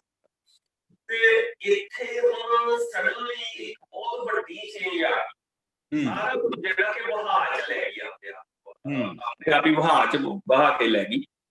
ਜਿਹੜੇ ਤੁਸੀਂ ਗੱਲ ਕੀਤੀ ਹੈ ਦੂਜੇ ਕਲਾਕਾਰ, ਉਹ ਮੈਂ ਉਹਨਾਂ ਨੂੰ ਕਲਾਕਾਰ ਮੰਨਦਾ ਹੀ ਨਹੀਂ ਅਸਲ ਚ। ਕਿਆ ਬਾਤ ਹੈ, ਕਿਆ ਬਾਤ। ਹੁਣ ਉੱਥੇ ਵੀ ਕੁਝ ਕਲਾਕਾਰ ਬੰਬੇ ਦੇ ਜਾਂ ਹੋਰ ਕੁਝ ਤਾਂ ਚੁੱਪ ਹੈ, ਚਲੋ ਤੁਸੀਂ ਨਹੀਂ ਬੋਲ ਸਕਦੇ, ਡਰ ਲੱਗਦਾ, ਚਲੋ ਚੁੱਪ ਹੀ ਰਹਿ ਲਓ ਨਾ। ਪਰ ਕਈ ਸਾਰੇ, ਕਮਲ ਹਸਨ ਦਾ ਅੱਜ ਬਿਆਨ ਆਇਆ, ਜਾਂ ਬਹੁਤ ਸਾਰੇ ਹੋਰ ਵੀ, ਪਹਿਲਾਂ ਪ੍ਰਿਯੰਕਾ ਚੋਪੜਾ ਜਾਂ ਹੋਰ ਉਰਮਿਲਾ ਮਾਤੋਂਡਕਰ, ਬਹੁਤ ਸਾਰਿਆਂ ਨੇ ਬਹੁਤ ਖੁੱਲ ਕੇ ਕਿਸਾਨਾਂ ਦੇ ਹੱਕ 'ਚ ਬਿਆਨ ਦਿੱਤੇ ਆ। ਪਰ ਜਿਹੜੀ ਕੰਗਣਾ ਰਣੌਤ ਦਾ ਮਸਲਾ ਖੜਾ ਹੋਇਆ, ਉਹ ਕੰਗਣਾ ਰਣੌਤ ਬੇਸਿਕਲੀ ਵਧੀਆ ਐਕਟਰੈਸ ਸੀ, ਇਸ ਤੋਂ ਕੋਈ ਦੋ ਰਾਏ ਨਹੀਂ। ਜਿਵੇਂ ਅਨੁਪਮ ਖੇਰ ਵੀ ਵਧੀਆ ਐਕਟਰ ਸੀ, ਪਰ ਉਹਨਾਂ ਨੇ ਆਪਣੀ ਐਕਟਿੰਗ ਵਾਲਾ ਇੱਕ ਸਫ਼ਰ ਪੂਰਾ ਕਰਨ ਤੋਂ ਬਾਅਦ ਇੱਕ ਨਵਾਂ ਸਫ਼ਰ ਸ਼ੁਰੂ ਕਰ ਲਿਆ ਹੋਇਆ, ਉਹ ਹੈ ਪੋਲੀਟੀਸ਼ੀਅਨ ਦਾ ਸਫ਼ਰ। ਹੁਣ ਉਹਨਾਂ ਨੂੰ ਮੈਂ ਕਲਾਕਾਰ ਮੰਨਦਾ ਹੀ ਨਹੀਂ, ਉਹ ਰਾਜਨੀਤਿਕ ਲੋਕ ਹੈ। ਉਹ ਵੀ ਰਾਜਨੀਤਿਕ ਵੀ ਨਹੀਂ ਪ੍ਰੋਪਰ ਹੈਗੇ, ਉਹ ਬੇਸਿਕਲੀ ਪੇਡ ਲੋਕ ਹੈ, ਪੇਡ ਪੋਲੀਟੀਕਲ ਲੋਕਾਂ ਦੇ ਖਰੀਦੇ ਹੋਏ ਲੋਕ ਹੈ ਥੋੜੇ। ਤੇ ਉਹ ਵੀ ਜੋ ਕਮੈਂਟ ਕਰਦੇ, ਟਵੀਟ ਕਰਦੇ, ਅਸੀਂ ਕੋਬਰਾ ਪੋਸਟ ਦਾ ਸਟਿੰਗ ਆਪਰੇਸ਼ਨ ਦੇਖਿਆ ਸੀ, ਜਿਹਦੇ ਵਿੱਚ ਉਹਨਾਂ ਨੇ ਮਤਲਬ ਨਾਂ ਵਾਲੇ ਤਾਂ 50-60 ਫਿਲਮ ਅਦਾਕਾਰਾਂ ਨੂੰ ਅਪਰੋਚ ਕੀਤੀ ਸੀ ਤੇ ਉਹਨਾਂ ਨੂੰ ਪੁੱਛਦੇ ਸੀ ਹਿਡਨ ਕੈਮਰਾ, ਲੁਕਿਆ ਹੋਇਆ ਕੈਮਰਾ ਲਾ ਕੇ, ਕਿ ਦੱਸੋ ਤੁਸੀਂ ਬੀਜੇਪੀ ਦੇ ਹੱਕ ਦੇ ਵਿੱਚ ਪ੍ਰਚਾਰ ਕਰਨਾ, ਕਿਵੇਂ ਕਰੋਗੇ ਦੱਸੋ। ਉਹ ਕਹਿੰਦੇ ਜੀ ਪਰ ਟਵੀਟ, ਇੱਕ ਟਵੀਟ ਕਰਨ ਦਾ ਦੱਸ ਦਿਓ ਕਿੰਨੇ ਪੈਸੇ ਦਓਗੇ, 2 ਲੱਖ ਰੁਪਈਆ ਇਹ ਰੇਟ ਹੈ ਇੱਕ ਟਵੀਟ ਕਰਨ ਸ਼ਬਦਾਂ ਦਾ, ਤੇ 2-2.5 ਲੱਖ ਇੱਕ ਸਧਾਰਨ ਲੈਵਲ ਦੇ ਜਿਹੜੇ ਟੀਵੀ ਦੇ ਅਦਾਕਾਰ ਹੈ ਜਾਂ ਹੋਰ, ਉਹ ਲੈ ਰਹੇ। ਕਈਆਂ ਨਾਲ 50-50 ਲੱਖ ਮਹੀਨੇ ਦੀ ਵੀ ਉਹਨਾਂ ਨੇ ਗੱਲ ਕੀਤੀ। ਮਤਲਬ ਉਹਨਾਂ ਨੇ ਇੰਨੇ ਸਹਿਜ ਨਾਲ ਗੱਲ ਕੀਤੀ, ਦਾ ਮਤਲਬ ਇਹ ਉੱਥੇ ਰੈਗੂਲਰ ਪ੍ਰੈਕਟਿਸ ਹੈ। ਉਹਨਾਂ ਨੂੰ ਅਸੀਂ ਬਾਹਰ ਕੱਢਦੇ ਨੇ ਇਸ ਚੋਂ। ਤੇ ਮੈਂ ਸਮਝਦਾ ਨਹੀਂ ਕਿ ਉਹਨਾਂ ਤੇ ਸਾਨੂੰ ਬਾਹਲਾ ਵਕਤ ਵੀ ਖਰਾਬ ਕਰਨਾ ਚਾਹੀਦਾ, ਤੇ ਉਹਨਾਂ ਲਈ ਆਪਾਂ ਦਲਜੀਤ ਵਰਗੇ ਮੁੰਡੇ ਹੈਗੇ ਆ, ਮੈਂ ਕਹਿਣ ਲੱਗਿਆ ਸੀ ਰੱਖੇ ਹੋਏ ਆ, ਤੇ ਉਹ ਬਹੁਤ ਹੈ। ਉੱਥੇ ਜਿਹੜਾ ਮੈਂ ਕਲਾ ਦੇ ਵਿੱਚ ਵਿਜ਼ੂਅਲ ਆਰਟ ਦੀ ਜੇ ਮੈਂ ਗੱਲ ਕਰਾਂ, ਇੱਕ ਪੋਜ਼ਿਟਿਵ ਪੱਖ ਜਿਹੜਾ ਦੇਖਿਆ, ਉਹ ਇਹ ਦੇਖਿਆ ਕਿ ਜਿਹੜੇ ਸਧਾਰਨ ਲੋਕ ਸੀਗੇ ਉੱਥੇ ਆਏ ਹੋਏ, ਮੈਂ ਉਹਦਾ ਇੱਕ ਵੀਡੀਓ ਵੀ ਛੋਟਾ ਜਿਹਾ ਪਾਇਆ ਸੀ ਕੁਝ ਸਕਿੰਟ ਦਾ। 1-2 ਬਜ਼ੁਰਗ ਬਾਬੇ ਮੇਰੀ ਇੱਕ ਗੌਰੀ ਲੰਕੇਸ਼ ਵਾਲੀ ਤਸਵੀਰ ਤੇ ਅੱਗੇ ਖੜੇ ਹੋ ਕੇ ਗੱਲ ਕਰਦੇ ਸੀ। ਉਹਨਾਂ ਨੂੰ ਕੁਛ ਨਹੀਂ ਪਤਾ ਗੌਰੀ ਲੰਕੇਸ਼ ਕੌਣ ਹੈ, ਪਰ ਗੌਰੀ ਲੰਕੇਸ਼ ਨੂੰ ਗੋਲੀ ਮਾਰਦੇ ਹੋਏ ਬੰਦੇ ਦੀ ਬੈਕ ਦੇਖ ਕੇ ਵੀ ਉਹ ਪਛਾਣ ਗਏ ਕਿ ਪੋਲੀਟੀਸ਼ੀਅਨ ਕਿਹੜਾ ਹੈ। ਤੇ ਉਹ ਆਪਸ ਚ ਗੱਲ ਕਰ ਰਹੇ ਸੀ, ਮੈਂ ਖੜਾ ਸੀ, ਫਿਰ ਮੈਂ ਦੁਬਾਰਾ ਮੋਬਾਈਲ ਦਾ ਵੀਡੀਓ ਔਨ ਕਰਕੇ ਕਿਹਾ ਬਜ਼ੁਰਗੋ ਦੁਬਾਰਾ ਦੱਸਿਓ ਕੀ ਕਹਿ ਰਹੇ ਸੀ। ਉਹ ਕਹਿ ਰਿਹਾ ਸੀ ਬਜ਼ੁਰਗ, ਬਿਲਕੁਲ ਅਨਪੜ੍ਹ ਬੰਦਾ, ਉਹਨੂੰ ਪੜ੍ਹਨਾ ਨਹੀਂ ਆਉਂਦਾ ਕਿ ਕੀ ਲਿਖਿਆ, ਇੰਗਲਿਸ਼ ਚ ਟਾਈਟਲ ਲਿਖਿਆ ਹੋਇਆ ਸੀ।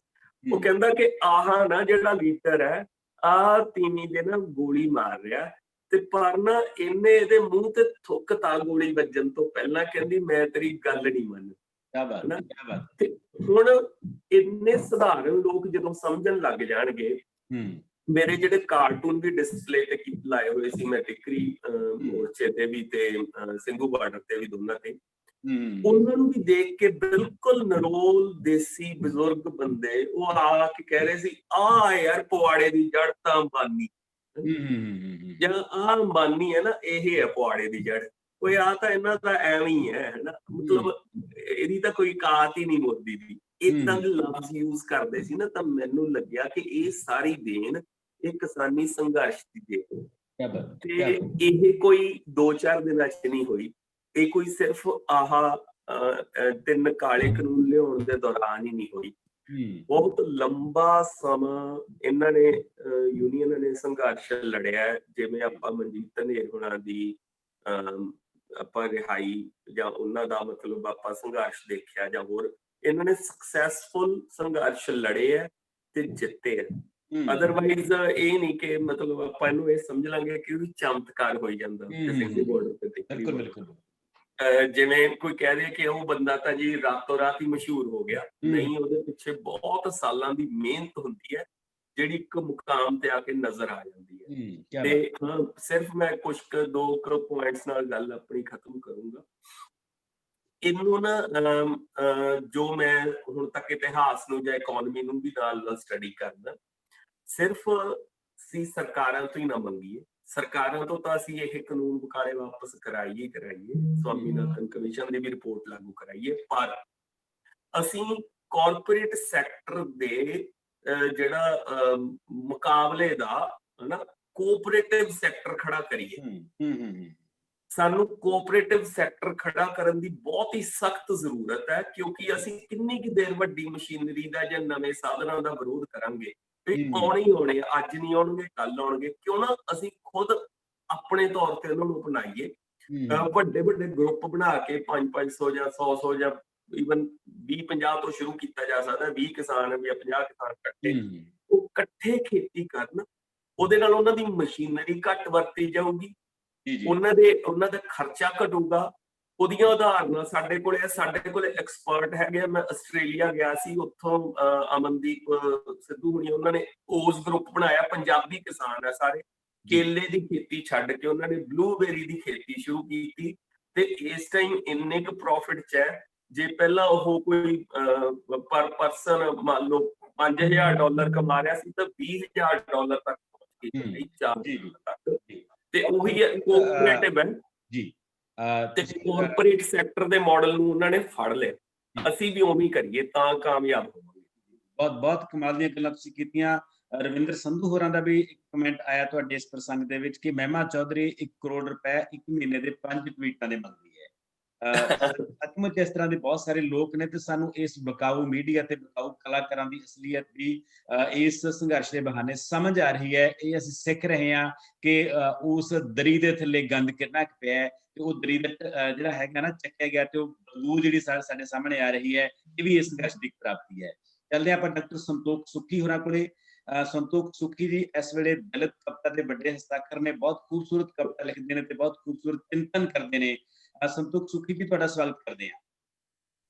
ਧੰਨਵਾਦ ਜੀ, ਥੈਂਕ ਯੂ ਜੀ। ਤੁਹਾਡੀ ਫੋਟੋ ਬੰਦ ਕੀਤੀ ਹੋਈ ਹੈ ਜਾਂ ਕੋਈ ਨੈਟਵਰਕ ਦੀ ਪ੍ਰੋਬਲਮ ਹੈ, ਦੇਖ ਲਿਓ।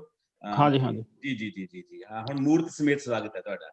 ਥੈਂਕ ਯੂ ਜੀ। ਸੁੱਖੀ ਜੀ, ਤੁਸੀਂ ਮਹਿਸੂਸ ਕੀਤਾ ਹੋਣਾ ਕਿ ਇਸ ਸੰਘਰਸ਼ ਨੇ ਕਿਸਾਨ ਤੇ ਮਜ਼ਦੂਰਾਂ ਦੀਆਂ ਵਿੱਤਾਂ ਨੂੰ ਕਾਫੀ ਹੱਦ ਤੱਕ ਮਿਟਿਆ। ਭਾਵੇਂ ਅਸੀਂ ਇਹ ਨਹੀਂ ਕਹਿ ਸਕਦੇ ਕਿ ਮੁਕੰਮਲ ਮਿਟ ਗਈਆਂ, ਬਹੁਤ ਸਾਰੇ ਟੈਬੂਸ ਪਏ ਨੇ, ਪਰ ਪਹਿਲਾਂ ਦੇ ਮੁਕਾਬਲੇ ਇਸ ਸੰਘਰਸ਼ ਨੇ ਸੰਘਰਸ਼ ਕਰਨ ਵਾਲੀਆਂ ਦੋਨੇ ਧਿਰਾਂ ਨੂੰ ਜਿਹੜੀਆਂ ਇਸ ਸਮਾਜ ਦੀ ਬੁਨਿਆਦ ਨੇ ਉਹਨਾਂ ਨੂੰ ਨੇੜੇ ਲਿਆਂਦਾ ਹੈ।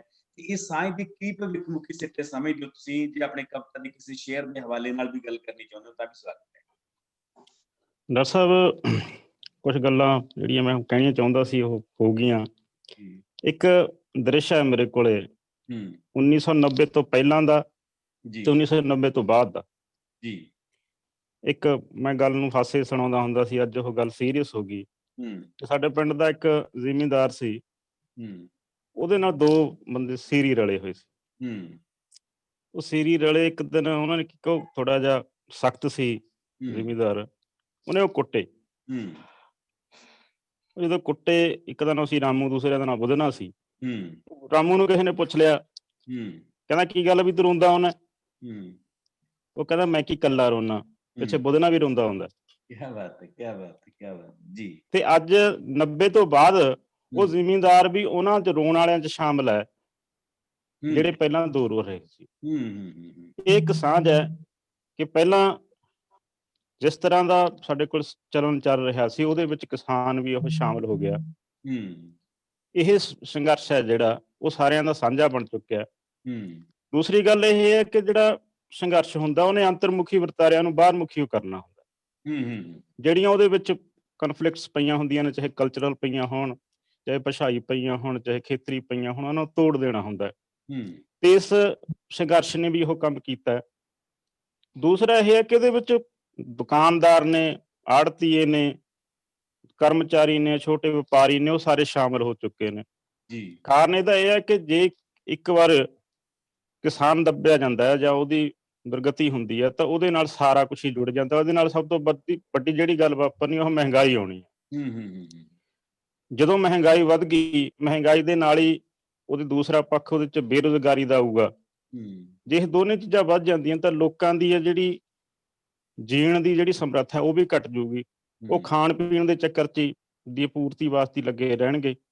ਉਹਨਾਂ ਨੂੰ ਅਗਲੇ ਜੀਵਨ ਦੇ ਅਗਲੇ ਸੁਪਨੇ ਨੇ ਜਿਹੜੇ ਉਹਨਾਂ ਕੋਲ ਖੋਹ ਲਏ ਜਾਣਗੇ।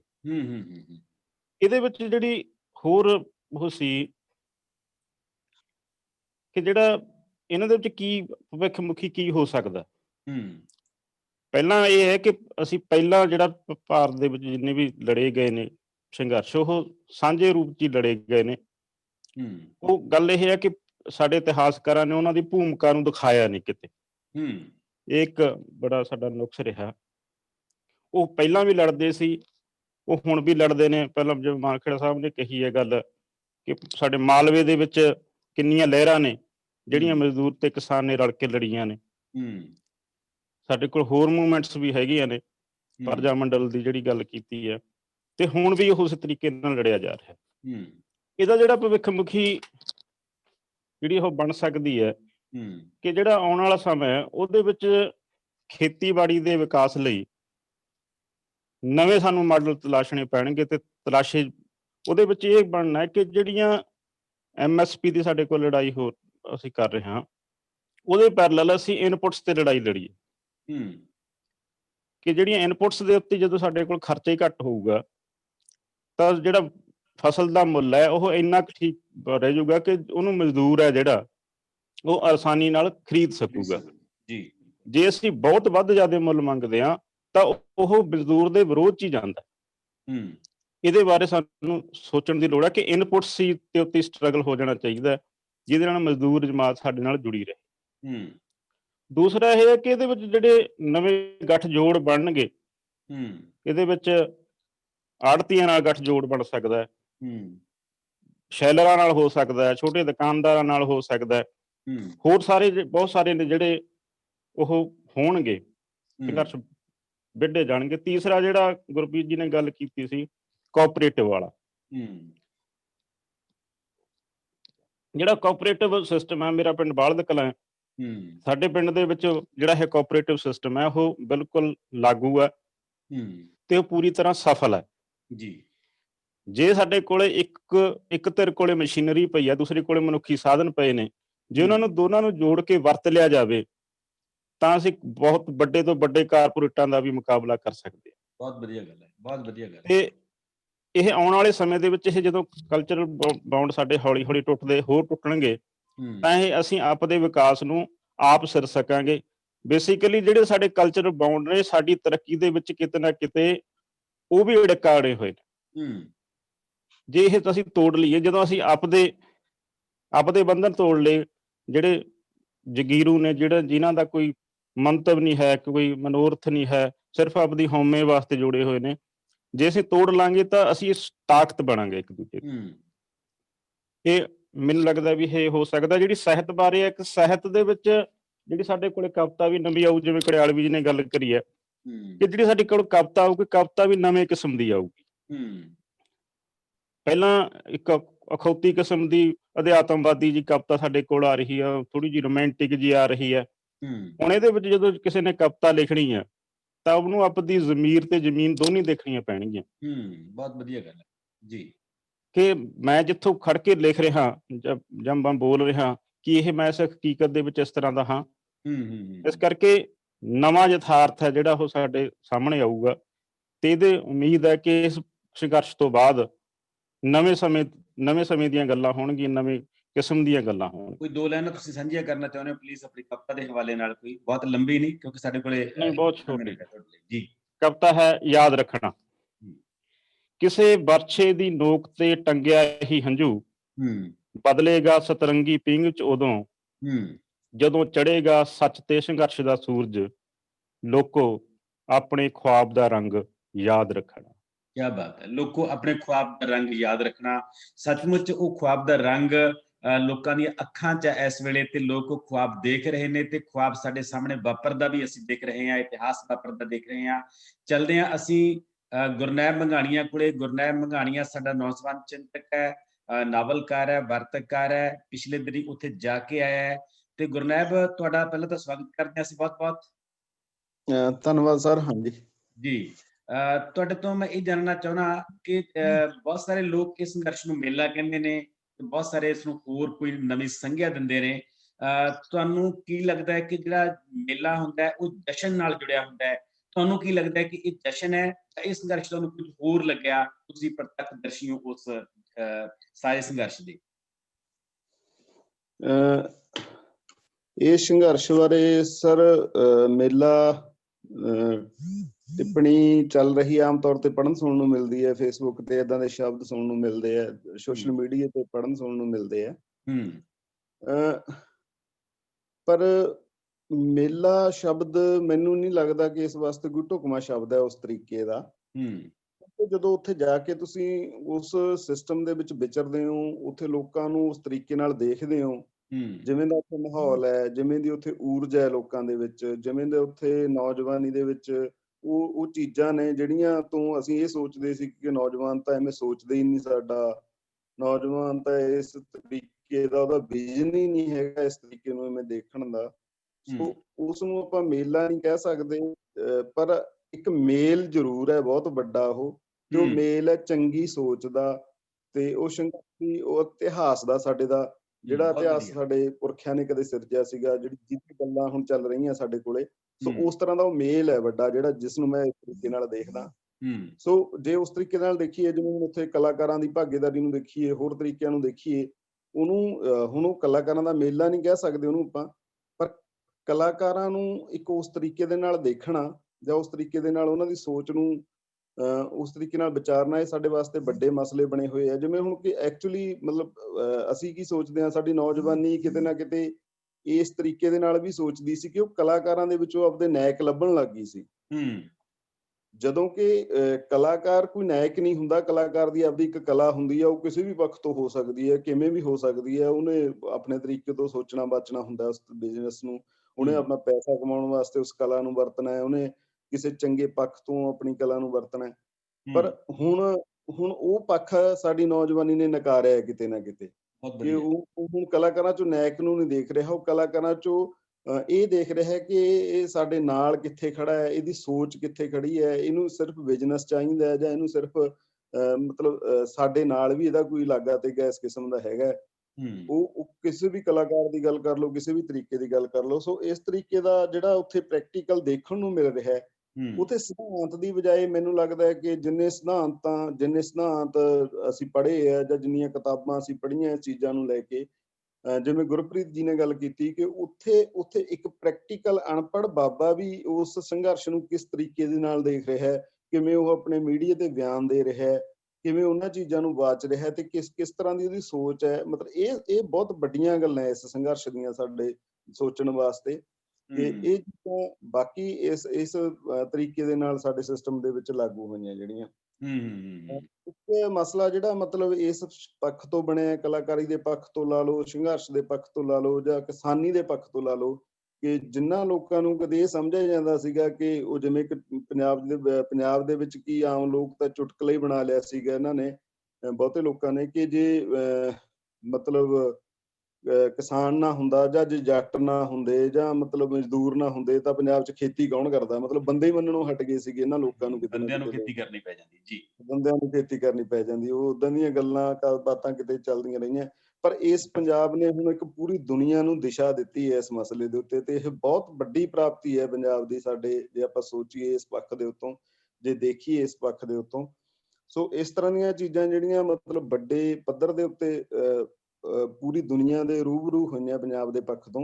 ਤੇ ਮੈਂ ਇੱਕ ਜ਼ਰੂਰ ਬੇਨਤੀ ਸਾਡੇ ਸੱਜਣਾਂ ਨੂੰ ਜਾਂ ਜਿਹੜੇ ਇਸ ਪ੍ਰੋਗਰਾਮ ਨਾਲ ਜੁੜੇ ਹੋਏ ਹੈ ਜਾਂ ਫੇਸਬੁੱਕ ਤੇ ਜੁੜੇ ਹੋਏ ਆ ਜਾਂ ਦੇਖ ਰਹੇ ਆ, ਕੁਛ ਗੱਲਾਂ ਨਾ ਅਸੀਂ ਫੇਸਬੁੱਕ ਤੇ ਵੈਸੇ ਹੀ ਬੈਠੇ ਬੈਠੇ ਘਰੋਂ ਹੀ 5 ਮਿੰਟ ਮੈਂ ਰਜਾਈ ਚੋਂ ਆਨਲਾਈਨ ਹੋ ਗਿਆ ਤਾਂ ਮੈਂ ਕੁਛ ਵੀ ਲਿਖਤਾ, ਕੁਛ ਵੀ ਮੈਂ ਏਦਾਂ ਦਾ ਕਰਤਾ, ਕੁਛ ਵੀ ਮੈਂ ਏਦਾਂ ਦੀ ਟਿੱਪਣੀ ਕਰਤੀ, ਕੁਛ ਵੀ ਮੈਂ ਏਦਾਂ ਦਾ ਪਾਤਾ। ਇਸ ਸੰਘਰਸ਼ ਨੂੰ ਇਹਨਾਂ ਚੀਜ਼ਾਂ ਨੇ, ਸੋਸ਼ਲ ਮੀਡੀਆ ਦੇਖੋ ਸਭ ਤੋਂ ਵੱਡੀ ਪ੍ਰਾਪਤੀ ਇਸ ਸੰਘਰਸ਼ ਦੀ ਬਣੀ ਹੈ ਤੇ ਸੋਸ਼ਲ ਮੀਡੀਆ ਨੇ ਹੀ ਇਹਨੂੰ ਸਿਖਰ ਤੱਕ ਪਹੁੰਚਾਉਣਾ ਹੈ, ਕਿਉਂਕਿ ਮੀਡੀਆ ਆਪਾਂ ਨੂੰ ਗੋਦੀ ਮੀਡੀਆ ਲਾ ਲਓ, ਕੁਛ ਵੀ ਲਾ ਲਓ, ਆਪਾਂ ਸਾਰੀਆਂ ਗੱਲਾਂ ਸੋਚਦੇ ਹਾਂ, ਕਰਦੇ ਹਾਂ, ਦੇਖ ਰਹੇ ਹਾਂ ਹਰ ਇੱਕ ਪੱਖ ਤੋਂ ਆਪਾਂ ਸਾਰੇ ਸਾਥੀ। ਪਰ ਏਦਾਂ ਦੀਆਂ ਟਿੱਪਣੀਆਂ ਪਾਉਣ ਤੋਂ ਸਾਨੂੰ ਜ਼ਰੂਰ ਗੁਰੇਜ਼ ਕਰਨੀ ਚਾਹੀਦੀ ਹੈ ਕਿ ਬਹੁਤ ਕਈ ਵਾਰੀ ਵੈਸੇ ਹੀ ਉਹੀ ਪਤਾ ਨਹੀਂ ਬੈਠੇ ਬੈਠੇ ਅਸੀਂ ਕੀ ਲਿਖ ਦਈਏ, ਕਿਸੇ ਦੀ ਇੱਕ ਵੀਡੀਓ ਦੇਖ ਕੇ ਕੁਛ ਲਿਖਤਾ, ਕਿਸੇ ਦਾ ਕੁਛ ਏਦਾਂ ਦਾ ਕਰਕੇ ਕੁਛ ਲਿਖਤਾ। ਸੋ ਸੰਜਮ, ਅਨੁਸ਼ਾਸਨ ਜਿਹੜਾ ਸਾਡੇ ਮਤਲਬ ਕਿਸਾਨਾਂ ਨੇ ਸਾਨੂੰ ਦਿੱਤਾ ਹੈ, ਜਿਹੜਾ ਕਿਸਾਨਾਂ ਨੇ ਸਾਨੂੰ ਦਿਸ਼ਾ ਇੱਕ ਦਿੱਤੀ ਹੈ, ਇਸ ਦਿਸ਼ਾ ਨੂੰ ਬਣਾ ਕੇ ਅਸੀਂ ਪੜ੍ਹੇ ਲਿਖੇ ਲੋਕਾਂ ਨੇ ਵੀ ਤੇ ਅਸੀਂ ਨੌਜਵਾਨਾਂ ਨੇ ਵੀ ਇਸ ਨੂੰ ਇੱਕ ਦਿਸ਼ਾ ਦੇ ਉਸੇ ਪੈਟਰਨ ਤੇ ਜ਼ਰੂਰ ਅਸੀਂ ਚੱਲਣਾ ਹੈ ਸਾਰਿਆਂ ਨੇ ਰਲ ਕੇ, ਤਾਂ ਕਿ ਇਸ ਨੂੰ ਅਸੀਂ ਇੱਕ ਸਾਰੇ ਜਾਣੇ ਰਲ ਕੇ ਕਿਸੇ ਦਾ ਕਿਸੇ ਵੀ ਤਰੀਕੇ ਦਾ ਯੋਗਦਾਨ ਹੈ, ਕਿੱਥੇ ਵੀ ਬੈਠੇ ਦਾ ਯੋਗਦਾਨ ਹੈ ਤੇ ਉਹ ਇੱਕ ਚੰਗਾ ਯੋਗਦਾਨ ਸਾਬਤ ਹੋਵੇ ਇਸ ਸੰਘਰਸ਼ ਦੇ ਵਿੱਚ। ਸੋ ਇਸ ਉਮੀਦ ਨਾਲ ਆਪਾਂ ਨੂੰ ਸਾਰਥਕ ਭੂਮਿਕਾ ਨਿਭਾਉਣ ਵਾਸਤੇ ਇਸ ਸੰਘਰਸ਼ ਦੇ ਵਿੱਚ ਸਾਰਿਆਂ ਨੂੰ ਉਸ ਤਰੀਕੇ ਨਾਲ ਹੀ ਸੋਚਣਾ ਚਾਹੀਦਾ, ਉਸ ਤਰੀਕੇ ਨਾਲ ਹੀ ਕੰਮ ਹੈ ਜਿਹੜਾ ਉਹ ਕਰਨਾ ਚਾਹੀਦਾ। Thank you. ਬਹੁਤ ਖੂਬਸੂਰਤ, ਤੁਸੀਂ ਬਹੁਤ ਕਮਾਲ ਦੀਆਂ ਗੱਲਾਂ ਕੀਤੀਆਂ ਨੇ। ਇਹ ਸੱਚਮੁੱਚ ਮੇਲਾ ਨਹੀਂ ਮੇਲ ਹੈ ਤੇ ਇਹ ਮੇਲ ਜਿਸ ਰੂਪ ਦੇ ਵਿੱਚ ਹੋ ਰਿਹਾ ਹੈ, ਇਹਨੇ ਆਉਣ ਵਾਲੇ ਸਮੇਂ ਦੇ ਵਿੱਚ ਹੋਰ ਵੱਡੀਆਂ ਸੁਰਖ ਜਿਹੜੀਆਂ ਪੈੜਾਂ ਨੇ ਉਹ ਕਰਨੀਆਂ ਨੇ ਸਮੇਂ ਦੀ ਹਿੱਕ ਤੇ ਕਰ ਰਿਹਾ ਹੈ। ਇਸ ਮਹਿਫਲ ਦੇ ਵਿੱਚ ਜੋ ਲਾਸਟ ਆਖਰੀ ਚਿੰਤਕ ਨੇ ਸਾਡੇ ਕੋਲੇ ਬਲਜਿੰਦਰ ਜੌੜਕੀਆਂ ਜੀ ਨੇ, ਉਸ ਤੋਂ ਬਾਅਦ ਅਸੀਂ ਕੁਝ ਮਿੰਟ ਲਈ ਸਾਡੇ ਜਿਹੜੇ ਹਾਜ਼ਰ ਦੋਸਤ ਨੇ ਉਹਨਾਂ ਨੂੰ ਵੀ ਮੌਕਾ ਦੇਵਾਂਗੇ। ਬਲਜਿੰਦਰ ਜੌੜਕੀਆਂ ਜੀ, ਤੁਸੀਂ ਅਧਿਆਪਕ ਹੋ, ਲੇਖਕ ਹੋ ਤੇ ਮੈਂ ਤੁਹਾਡੇ ਤੋਂ ਇਹ ਟਿੱਪਣੀ ਬਤੌਰ ਅਧਿਆਪਕ ਲੈਣਾ ਚਾਹੁੰਦਾ ਕਿ ਦੋ ਧਾਰਨਾਵਾਂ ਨੇ। ਇੱਕ ਧਾਰਨਾ ਇਹ ਹੁੰਦੀ ਹੈ ਜਿਹੜੀ ਕਹਿੰਦੀ ਹੈ ਕਿ ਬੱਚੇ ਬੀਬੇ ਰਾਣੇ ਹੁੰਦੇ ਨੇ, ਬੱਚਿਆਂ ਨੂੰ ਇਹਨਾਂ ਗੱਲਾਂ ਦੇ ਵਿੱਚ ਨਹੀਂ ਪਾਉਣਾ ਚਾਹੀਦਾ, ਅਧਿਆਪਕਾਂ ਨੂੰ ਸਿਰਫ ਸਕੂਲਾਂ ਜਾ ਕੇ ਆਪਣੀ ਜੌਬ ਕਰਨੀ ਚਾਹੀਦੀ ਹੈ।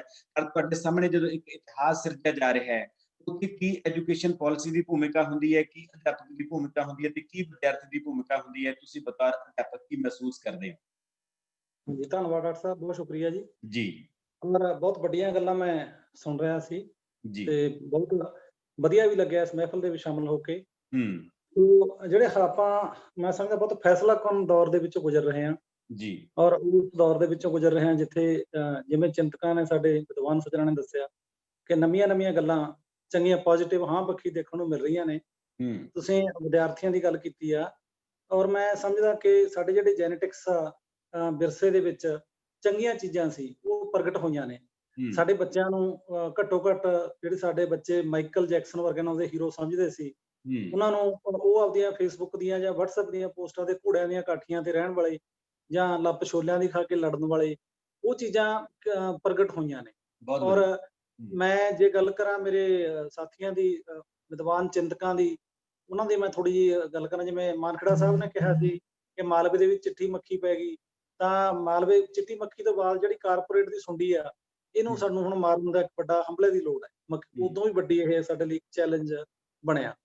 ਤੇ ਜਿਹੜੀ ਗੱਲ ਕੜਿਆਲਵੀ ਸਾਹਿਬ ਨੇ ਕੀਤੀ ਸੀ ਕਿ ਇੱਕ ਦੁੱਧ ਵਾਲਾ ਅਨਪੜ੍ਹ ਬੰਦਾ ਇਹ ਪੁੱਛ ਰਿਹਾ, ਤਾਂ ਮੈਨੂੰ ਇੱਕ ਮੇਰੇ ਵਿਦਿਆਰਥੀ ਦਾ ਫੋਨ ਆਉਂਦਾ, ਕਿਉਂਕਿ ਬਤੌਰ ਸਮਾਜਿਕ ਸਿੱਖਿਆ ਮਾਸਟਰ, ਉਹਨੇ ਮੈਨੂੰ ਪੁੱਛਦਾ, ਕਹਿੰਦਾ ਸਰ ਸਾਡੇ ਦੇਸ਼ ਦੇ ਪ੍ਰਧਾਨ ਮੰਤਰੀ ਨਵੀਂ ਪਾਰਲੀਮੈਂਟ ਬਣਾ ਰਹੇ ਨੇ ਤੇ ਪਾਰਲੀਮੈਂਟ 'ਚ ਕੀ ਹੁੰਦਾ? ਮੈਂ ਪੁੱਤ ਉੱਥੇ ਕਾਨੂੰਨ ਬਣਦੇ ਨੇ। ਤੇ ਉਹ ਕਹਿੰਦੇ ਕਾਨੂੰਨ ਤਾਂ ਜੀ ਮੋਦੀ ਕੇ ਉਹਨਾਂ ਦੇ ਕਾਰਪੋਰੇਟ ਦੇ ਘਰੇ ਬਣਦੇ ਨੇ, ਉਹਦੀ ਤਾਂ ਲੋੜ ਹੀ ਨਹੀਂ ਕਹਿੰਦੇ ਕੋਈ ਪਾਰਲੀਮੈਂਟ ਦੀ। ਤਾਂ ਸੋ ਇਸ ਤਰ੍ਹਾਂ ਦੇ ਜਿਹੜੇ ਰੁਝਾਨ ਨੇ ਜਾਂ ਵਿਦਿਆਰਥੀਆਂ ਦੇ ਵਿੱਚ ਆਏ ਨੇ। ਜਾਂ ਤੁਸੀਂ ਗੱਲ ਕੀਤੀ ਸੀ ਕਿ ਦਿੱਲੀ ਦੀਆਂ ਸੜਕਾਂ ਤੇ ਇੱਕ ਇਬਾਰਤ ਲਿਖੀ ਜਾ ਰਹੀ ਆ, ਉਸ ਇਬਾਰਤ ਨੂੰ ਅਸੀਂ ਕਿਤਾਬਾਂ 'ਚ ਪੜ੍ਹਾਉਂਦੇ ਹਾਂ, ਸਮਾਜਿਕ ਸਿੱਖਿਆ ਜਾਂ ਵੈਲਿਊਜ਼ ਪੜ੍ਹਾਉਂਦੇ ਹਾਂ, ਪਰ ਜਿਹੜੀਆਂ ਉੱਥੇ ਜਾ ਕੇ ਬੱਚਾ ਅੱਜ ਉਸ ਸੰਘਰਸ਼ ਦੇ ਵਿੱਚ ਸ਼ਾਮਲ ਹੋ ਕੇ ਜਾਂ ਉਹਨੂੰ ਦੇਖ ਕੇ ਜਿਹੜੀਆਂ ਵੈਲਿਊ ਸਿੱਖ ਰਹੇ ਨੇ, ਉਹ ਚਿਰਸਥਾਈ ਵੀ ਨੇ ਔਰ ਉਹਨਾਂ ਦੀ ਜਿਹੜੀ ਸ਼ਖਸੀਅਤ ਨਿਰਮਾਣ ਦੇ ਵਿੱਚ ਵੀ ਉਹਨਾਂ ਦਾ ਵੱਡਾ ਰੋਲ ਹੈ। ਹੁਣ ਆਪਾਂ ਜੇ ਗੱਲ ਕਰੀਏ ਵਿਦਿਆਰਥੀਆਂ ਦੀ ਰੋਲ ਦੀ ਗੱਲ ਕਰੀਏ, ਤਾਂ ਜਿਹੜੀਆਂ ਸਾਡੀਆਂ ਵਿਦਿਅਕ ਸੰਸਥਾਵਾਂ ਨੇ ਉਹ ਸੂਤਰਧਾਰ ਨੇ। ਮੈਂ ਸਮਝਦਾ ਇਨਕਲਾਬ ਦੇ ਸੂਤਰਧਾਰ ਨੇ ਸਾਡੇ ਅਧਿਆਪਕ, ਰਾਹ ਦਸੇਰਾ ਨੇ, ਔਰ ਵਿਦਿਆਰਥੀ ਜਿਹੜੇ ਸਾਡੇ ਹੈਗੇ ਆ ਕੱਚੀ ਮਿੱਟੀ ਆ, ਉਹ ਸਾਡੇ ਕੱਲ ਦੇ ਨੇਤਾ ਨੇ। ਔਰ ਜੇ ਅੱਜ ਸਾਡੇ ਵਿਦਿਆਰਥੀ ਇਸ ਵੱਡੀ ਲੜਾਈ ਦੇ ਵਿੱਚ ਸਾਡੇ ਨਾਲ ਸ਼ਾਮਲ ਹੈ, ਤਾਂ ਉਹ ਕੱਲ ਨੂੰ ਜਿਹੜੇ ਦਰਖਤ ਦੀ ਛਾਂ ਥੱਲੇ ਬੈਠਣਗੇ ਤਾਂ ਉਹ ਜ਼ਰੂਰ ਸੋਚਣਗੇ ਕਿ ਇਹ ਦਰਖਤ ਤੇ ਸਾਡੀ ਮਲਕੀਅਤ ਆ, ਇਹਨੂੰ ਅਸੀਂ ਪਾਣੀ ਪਾਇਆ ਸੀ, ਇਹਨੂੰ ਸਿੰਜਿਆ ਸੀ, ਇਹਨੂੰ ਬਾੜ ਕੀਤੀ ਸੀ। ਤੇ ਉਹ ਦਰਖਤ ਕੀ ਆ? ਸਾਡੇ ਹੱਕਾਂ ਦਾ ਦਰਖਤ ਆ, ਸਾਡੇ ਖੇਤਾਂ ਦਾ ਬੂਟਾ ਹੈ, ਸਾਡੀ ਮਿੱਟੀ ਦਾ ਬੂਟਾ ਹੈ, ਜਿਹਦੇ ਵਿੱਚ ਸਭ ਨੂੰ ਜਿੰਨਾ ਵੀ ਆਪਾਂ ਯੋਗਦਾਨ ਪਾ ਸਕਦੇ ਹਾਂ ਉਹ ਬਿਲਕੁਲ ਪਾਉਣਾ ਚਾਹੀਦਾ ਹੈ। ਸੋ ਗੱਲ ਹੋਈ ਸੀ ਡਾਕਟਰ ਸਾਹਿਬ ਪ੍ਰਚਾਰ ਤੇ ਪ੍ਰਸਾਰ ਦੀ। ਅੱਜ ਹਾਈਟੈਕ ਜ਼ਮਾਨਾ, ਆਪਾਂ ਜ਼ੂਮ ਤੇ ਬੈਠੇ ਹਾਂ, ਸੱਜਣ ਸਾਰੇ ਜੁੜੇ ਹੋਏ ਆ ਜਾਂ ਸਾਨੂੰ ਦੇਖ ਰਹੇ ਨੇ ਸਤਿਕਾਰਯੋਗ ਜਿਹੜੀਆਂ ਸ਼ਖਸੀਅਤਾਂ, ਤਾਂ ਉਹਦੇ ਵਿੱਚ ਜਿਹੜਾ ਵਿਦਿਆਰਥੀ ਆ ਜਾਂ ਅਧਿਆਪਕ ਆ ਉਹ ਬਹੁਤ ਵੱਡਾ ਰੋਲ ਪਾ ਸਕਦਾ, ਪਾਲਿਸੀ ਮੇਕਿੰਗ ਦੇ ਵਿੱਚ ਪਾ ਸਕਦਾ ਹੈ। ਉਸ ਤੋਂ ਬਾਅਦ ਅੱਜ ਜਿਹੜਾ ਹੈਗਾ ਡਾਕਖਾਨਿਆਂ ਦਾ ਜ਼ਮਾਨਾ ਨਹੀਂ ਕਿ ਅਸੀਂ ਇੱਕ ਉਸ ਪੋਸਟ ਬਾਕਸ ਦੇ ਵਿੱਚ ਚਿੱਠੀ ਪਾਉਣ ਜਾਈਏ। ਅੱਜ ਜਿਹੜੀ ਗੁਰਨੈਬ ਨੇ ਗੱਲ ਕੀਤੀ ਸੀ, ਰਜਾਈ 'ਚ ਬੈਠੇ ਵੀ ਅਸੀਂ ਜੇ ਕੋਈ ਚੰਗੀ ਚੀਜ਼ ਲਿਖ ਦਿੰਦੇ ਆ, ਅਸੀਂ ਕੋਈ 10-20 ਈਮੇਲਸ ਕਰ ਦਿੰਦੇ ਆ, ਚੰਗੇ ਕੋਈ ਲੈਟਰ ਲਿਖ ਦਿੰਦੇ ਆ ਕੋਈ ਪ੍ਰੈਸ਼ਰ ਪਾਉਣ ਵਾਸਤੇ, ਜਾਂ ਕਿਸੇ ਨੂੰ ਕੋਈ ਮੈਸੇਜ ਇਸ ਤਰ੍ਹਾਂ ਦਾ ਸਪਰੈਡ ਕਰ ਦਿੰਦੇ ਆ, ਉਹ ਮੇਰੇ ਖਿਆਲ ਦੇ ਵਿੱਚ ਬਹੁਤ ਵੱਡੀ ਚੀਜ਼ ਹੈ ਆਪਣੇ ਆਪ ਦੇ ਵਿੱਚ ਬਦਲੇ ਹੋਏ ਦੇ ਵਿੱਚ। ਉਸ ਤੋਂ ਅਗਲੀ ਗੱਲ ਮੈਂ ਜੇ ਕਰਾਂ ਜੀ ਡਾਕਟਰ ਸਾਹਿਬ ਅਧਿਆਪਕ ਦੀ, ਕਿ ਅਧਿਆਪਕ ਨੇ ਸਿਲੇਬਸ ਪੜ੍ਹਾ ਕੇ ਉਹਨੂੰ ਤਨਖਾਹ ਮਿਲਦੀ ਹੈ, ਤੇ ਪਰ ਜਿਹੜੇ ਮੈਂ ਸਮਝੂ ਤੁਸੀਂ ਮਾਨਸਾ 'ਚ ਪੜ੍ਹਾ ਕੇ ਗਏ ਹੋ, ਤੁਹਾਡੇ ਵਰਗੇ ਤੁਸੀਂ ਵਡਿਆਈ ਨਾ ਸਮਝੋ ਆਪਣੀ, ਵੀ ਇਸ ਤਰ੍ਹਾਂ ਦੇ ਅਧਿਆਪਕ ਆ ਜਿਹੜੇ ਉਹ ਕੇਵਲ ਕਿਤਾਬਾਂ ਨਹੀਂ ਪੜ੍ਹਾਉਂਦੇ, ਜ਼ਿੰਦਗੀ ਦੀ ਕਿਤਾਬ ਵੀ ਪੜ੍ਹਾਉਂਦੇ ਨੇ। ਉਹ ਉਸ ਤਰ੍ਹਾਂ ਦੀ ਕਿਤਾਬ ਪੜ੍ਹਾਉਂਦੇ ਨੇ ਕਿ ਉਹ ਵਿਦਿਆਰਥੀਆਂ ਨੂੰ ਦੱਸ ਸਕਣ ਕਿ ਆਪਾਂ ਅਜਿਹਾ ਸਮਾਜ ਸਿਰਜਣਾ ਜਿੱਥੇ ਲੁੱਟ ਖਸੁੱਟ ਨਾ ਹੋਵੇ, ਜਿੱਥੇ ਮਾਨਵੀ ਹੱਕਾਂ ਦੀ ਫਸਲ ਹੈ ਜਿਹੜੀ ਉਹ ਲਹਿ ਲਹਿਰਾਵੇ, ਤਾਂ ਉੱਥੇ ਜਿਹੜੇ ਉਹ ਪੜ੍ਹਾਈ ਸਮਝਦਾ ਮੈਂ ਉਹ ਵੱਡੀ ਪੜ੍ਹਾਈ ਆ ਕਿਤਾਬੀ ਪੜ੍ਹਾਈ ਨਾਲੋਂ। ਔਰ ਉਹਦੇ ਵਿੱਚ ਸਾਡੇ ਵਿਦਿਆਰਥੀ, ਸਾਡੇ ਅਧਿਆਪਕ ਇਹਦੇ ਲਈ ਜਿਹੜੇ ਹੈਗੇ ਨੇ ਆਗੂ ਹੋ ਕੇ ਰੋਲ ਅਦਾ ਕਰਨਗੇ। ਔਰ ਸਾਡੀਆਂ ਜਿਹੜੀਆਂ ਪੀੜ੍ਹੀਆਂ ਨੇ ਉਹਨਾਂ ਨੂੰ ਅਸੀਂ ਬਿਲਕੁਲ ਕਹਾਂਗੇ ਕਿ ਜਿਹੜੀ ਅਸੀਂ ਨਿਉਂ ਦੇ ਵਿੱਚ ਇੱਟ ਲਾਈ ਆ ਉਹ ਸਾਡੇ ਹੱਥ ਦੀ ਲੱਗੀ ਹੋਈ ਹੈ। ਔਰ ਜਿਹੜੀ ਗੱਲ ਡਾਕਟਰ ਸਾਹਿਬ ਰਹੀ ਕਾਰਪੋਰੇਟਾਂ ਦੀ, ਬੜਾ ਸੋਹਣਾ ਗੱਲ ਕੀਤੀ ਸੀ ਗੁਰਪ੍ਰੀਤ ਨੇ ਕਿ ਜਿਹੜਾ ਕਾਰਪੋਰੇਟ ਵਰਸਸ ਕੋਆਪਰੇਟ, ਸੋ ਕਿਹੜਾ ਕੋਆਪਰੇਸ਼ਨ ਆ ਜਿਹੜੀ ਉਹ ਬਿਲਕੁਲ ਹੋਣੀ ਚਾਹੀਦੀ ਹੈ। ਕਿਉਂਕਿ ਜੇ ਅਸੀਂ ਸਾਰੇ ਦੇਖੋ ਵਿਦਿਆਰਥੀਆਂ ਦੀ ਆਪਾਂ ਜੇ ਗੱਲ ਕਰੀਏ, ਇਹਦੇ ਵਿੱਚ ਅਸੀਂ ਫੰਡ ਰੇਜ਼ ਕਰਨ ਦੀ ਗੱਲ ਹੋ ਸਕਦੀ ਹੈ, ਟੀਚਰ ਸਾਹਿਬਾਨ ਕਰ ਸਕਦੇ ਨੇ, ਕੋਈ ਪੈਫਲੇਟ ਮੁਹਿੰਮ ਹੋ ਸਕਦੀ ਹੈ, ਕੋਈ ਹੋਰ ਵੀ ਜਿਹੜੀ ਹੈਗੀ ਹੈ ਤਿਲ ਫੁੱਲ ਇਹਦੇ ਵਿੱਚ ਇਸ ਤਰ੍ਹਾਂ ਪਾਇਆ ਜਾ ਸਕਦਾ। ਜਾਂ ਜਿਸ ਤਰ੍ਹਾਂ ਮੈਂ ਦਿੱਲੀ ਜਾ ਕੇ ਆਇਆ ਤਾਂ ਮੈਂ ਉੱਥੇ ਟਰੈਕਟਰ ਟਰਾਲੀਆਂ ਦੇ ਉੱਪਰ ਡਾਕਟਰ ਸਾਹਿਬ ਬੈਨਰ ਲੱਗੇ ਦੇਖੇ। ਉਹ ਬੈਨਰ ਮੇਰੇ ਖਿਆਲ 'ਚ ਨਿੱਕੇ ਨਿੱਕੇ ਮਲੂਕ ਪੋਟਿਆਂ ਨੇ ਪੇਂਟਿੰਗ ਕੀਤੀ ਹੋਊ, ਜਿਹਦੇ ਉੱਤੇ ਕਿਤੇ ਸਾਡੇ ਦੇਸ਼ ਦੇ ਪ੍ਰਧਾਨ ਮੰਤਰੀ ਦੀ ਥੂ ਥੂ ਹੋ ਰਹੀ ਹੈ, ਕਿਤੇ ਸਾਡੇ ਕਾਰਪੋਰੇਟਾਂ ਦੀ ਥੂ ਥੂ ਹੋ ਰਹੀ ਹੈ। ਤਾਂ ਮੈਂ ਉਹਦੇ ਨਾਲ ਦੇ ਸਾਥੀ ਬਲਜੀਤ ਪਾਲ ਜੀ ਸੀ ਨਾਲ ਝੰਡਾ ਕਲਾ, ਤਾਂ ਉਹਨਾਂ ਨੂੰ ਵੀ ਕਿਹਾ ਮੈਂ ਸਾਰੇ ਬੱਚਿਆਂ ਦੀ ਕਲਾਕਾਰੀ ਆ। ਸੋ ਸਾਡੇ ਬੱਚੇ ਜਿਹੜੇ ਉਹ ਇਸ ਗੱਲ ਨੂੰ ਸਿੱਖੇ ਨੇ ਔਰ ਇਸ ਗੱਲ ਵੱਲ ਵਧੇ ਨੇ। ਇੱਕ ਨਵਾਂ ਮਾਹੌਲ, ਨਵਾਂ ਮੁਹਾਂਦਰਾ ਜਿਹੜਾ ਉਹ ਬਣਨ ਵੱਲ ਆਪਾਂ ਵਧੇ ਹਾਂ। ਤੇ ਇਸ ਤੋਂ ਜਿਹੜਾ ਹੈਗਾ ਆਪਾਂ ਗੱਲ ਕਰੀਏ ਕਿ ਦੇਸ਼ ਸਾਡਾ ਹੈਗਾ, ਮਿੱਟੀ ਸਾਡੀ ਆ, ਖੇਤ ਸਾਡੇ ਆ, ਤੇ ਜਿਹੜੇ ਮੋਦੀ ਹੋ ਰਹੀ ਆ ਜਾਂ ਅਬਾਨੀ ਹੋ ਰਹੀ ਆ, ਅਡਾਨੀ ਹੋ ਰਹੀ ਆ, ਇਹ ਇੱਕ ਸਰਮਾਏਦਾਰੀ ਦੇ ਪ੍ਰਤੀਕ ਆ। ਅਸਲ ਦੇ ਵਿੱਚ ਦਿੱਲੀ ਵੀ ਅੱਜ ਸਰਮਾਏਦਾਰੀ ਦਾ ਪ੍ਰਤੀਕ ਹੈ ਕਿ ਸਾਡੀ ਟੱਕਰ ਹੈ ਜਿਹੜੀ ਉਹ ਸਰਮਾਏਦਾਰੀ ਨਾਲ ਆ, ਉਹ ਲੁੱਟੂਆਂ ਨਾਲ ਆ। ਤੇ ਅਸੀਂ ਇੱਕ ਅਜਿਹਾ ਸਮਾਜ ਚਾਹੁੰਦੇ ਆ ਜਿੱਥੇ ਬਿਲਕੁਲ ਜਿਹੜੀ ਹੈਗੀ ਸਾਧਨਾਂ ਦੀ ਜਿਹੜੀ ਹੈਗੀ ਆ ਬਰਾਬਰ ਵੰਡ ਹੋਵੇ, ਹਰ ਇੱਕ ਨੂੰ ਉਹਦਾ ਹਿੱਸਾ ਮਿਲੇ। ਉਹ ਕਿਸੇ ਵੀ ਕਮਿਊਨਿਟੀ ਦਾ ਕਿਸੇ ਵੀ ਵਰਗ ਦੇ ਵਿੱਚੋਂ ਹੈ, ਉਸਨੂੰ ਰਹਿਣ ਲਈ ਉਸ ਤਰ੍ਹਾਂ ਦਾ ਆਕਾਸ਼, ਉਸ ਤਰ੍ਹਾਂ ਦੀ ਧਰਤੀ ਮਿਲੇ। ਤੇ ਅਸੀਂ ਇਸ ਗੱਲ ਦੀ ਦੁਆ ਵੀ ਕਰਦੇ ਹਾਂ ਕਿ ਸਾਡੇ ਜਿਹੜੇ ਉੱਥੇ ਬਜ਼ੁਰਗ, ਸਾਡੀਆਂ ਮਾਤਾਵਾਂ ਭੈਣਾਂ ਉੱਥੇ ਲੜ ਰਹੇ ਨੇ, ਅਸੀਂ ਮਾਨਸਿਕ ਤੌਰ ਤੇ ਉਹਨਾਂ ਦੇ ਨਾਲ ਆ। ਸਾਡੀ ਜਿਹੜੀ ਐਂਪਥੀ ਆ ਉਹ ਰਾਤ ਨੂੰ ਮੈਂ ਤਾਂ ਪਿਆ ਵੀ ਫੀਲ ਕਰਦਾ ਉਹਨਾਂ ਕਈ ਵਾਰੀ ਵੀ ਹਾਂ ਜਦੋਂ ਉੱਥੇ ਬੈਠੇ ਨੇ।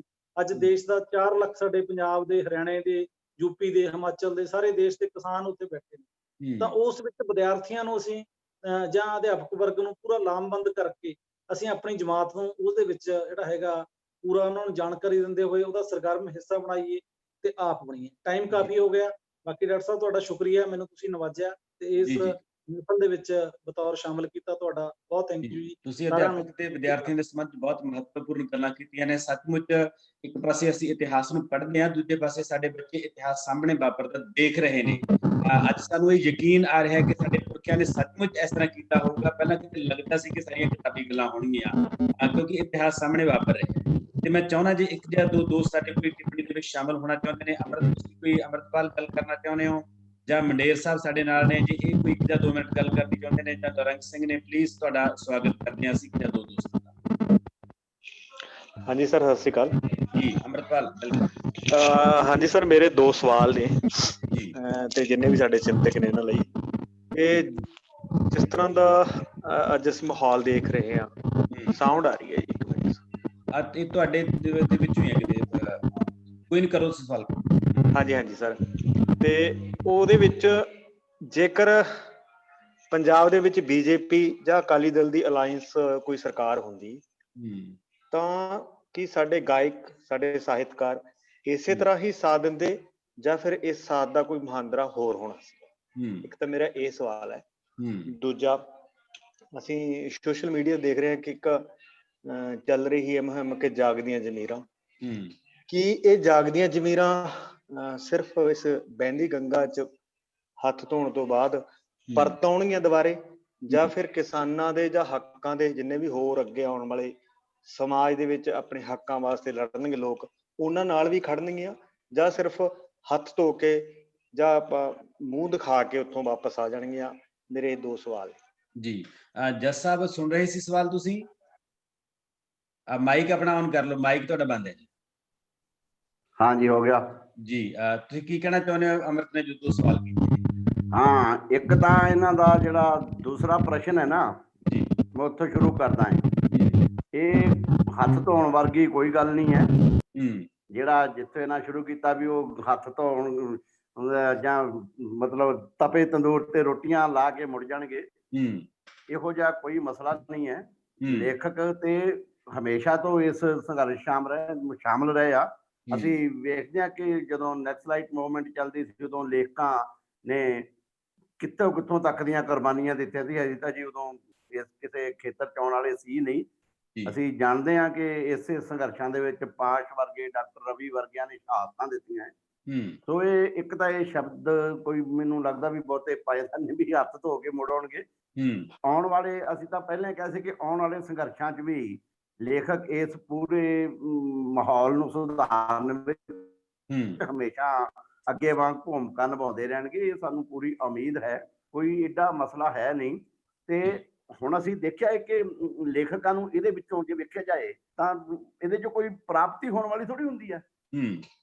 ਉਹ ਆਪਣੀ ਇੱਕ ਅੰਦਰਲੀ ਜ਼ਮੀਰ ਦੀ ਆਵਾਜ਼ ਹੈ ਉਹਨਾਂ ਦੀ, ਜਿਹਦੇ ਨਾਲ ਜਾ ਕੇ ਉਹ ਉਹਨਾਂ ਦੇ ਕਿਸਾਨਾਂ ਦੇ ਨਾਲ ਖੜੇ ਆ। ਭਾਵੇਂ ਕਿ ਮੈਂ ਜਿਵੇਂ ਪਹਿਲਾਂ ਕਿਹਾ ਸੀ, ਵੱਡਾ ਹਿੱਸਾ ਇਹਨਾਂ ਦਾ ਕਿਸਾਨੀਆਂ ਤੇ ਮਜ਼ਦੂਰਾਂ ਦੇ ਵਿੱਚੋਂ ਹੈ।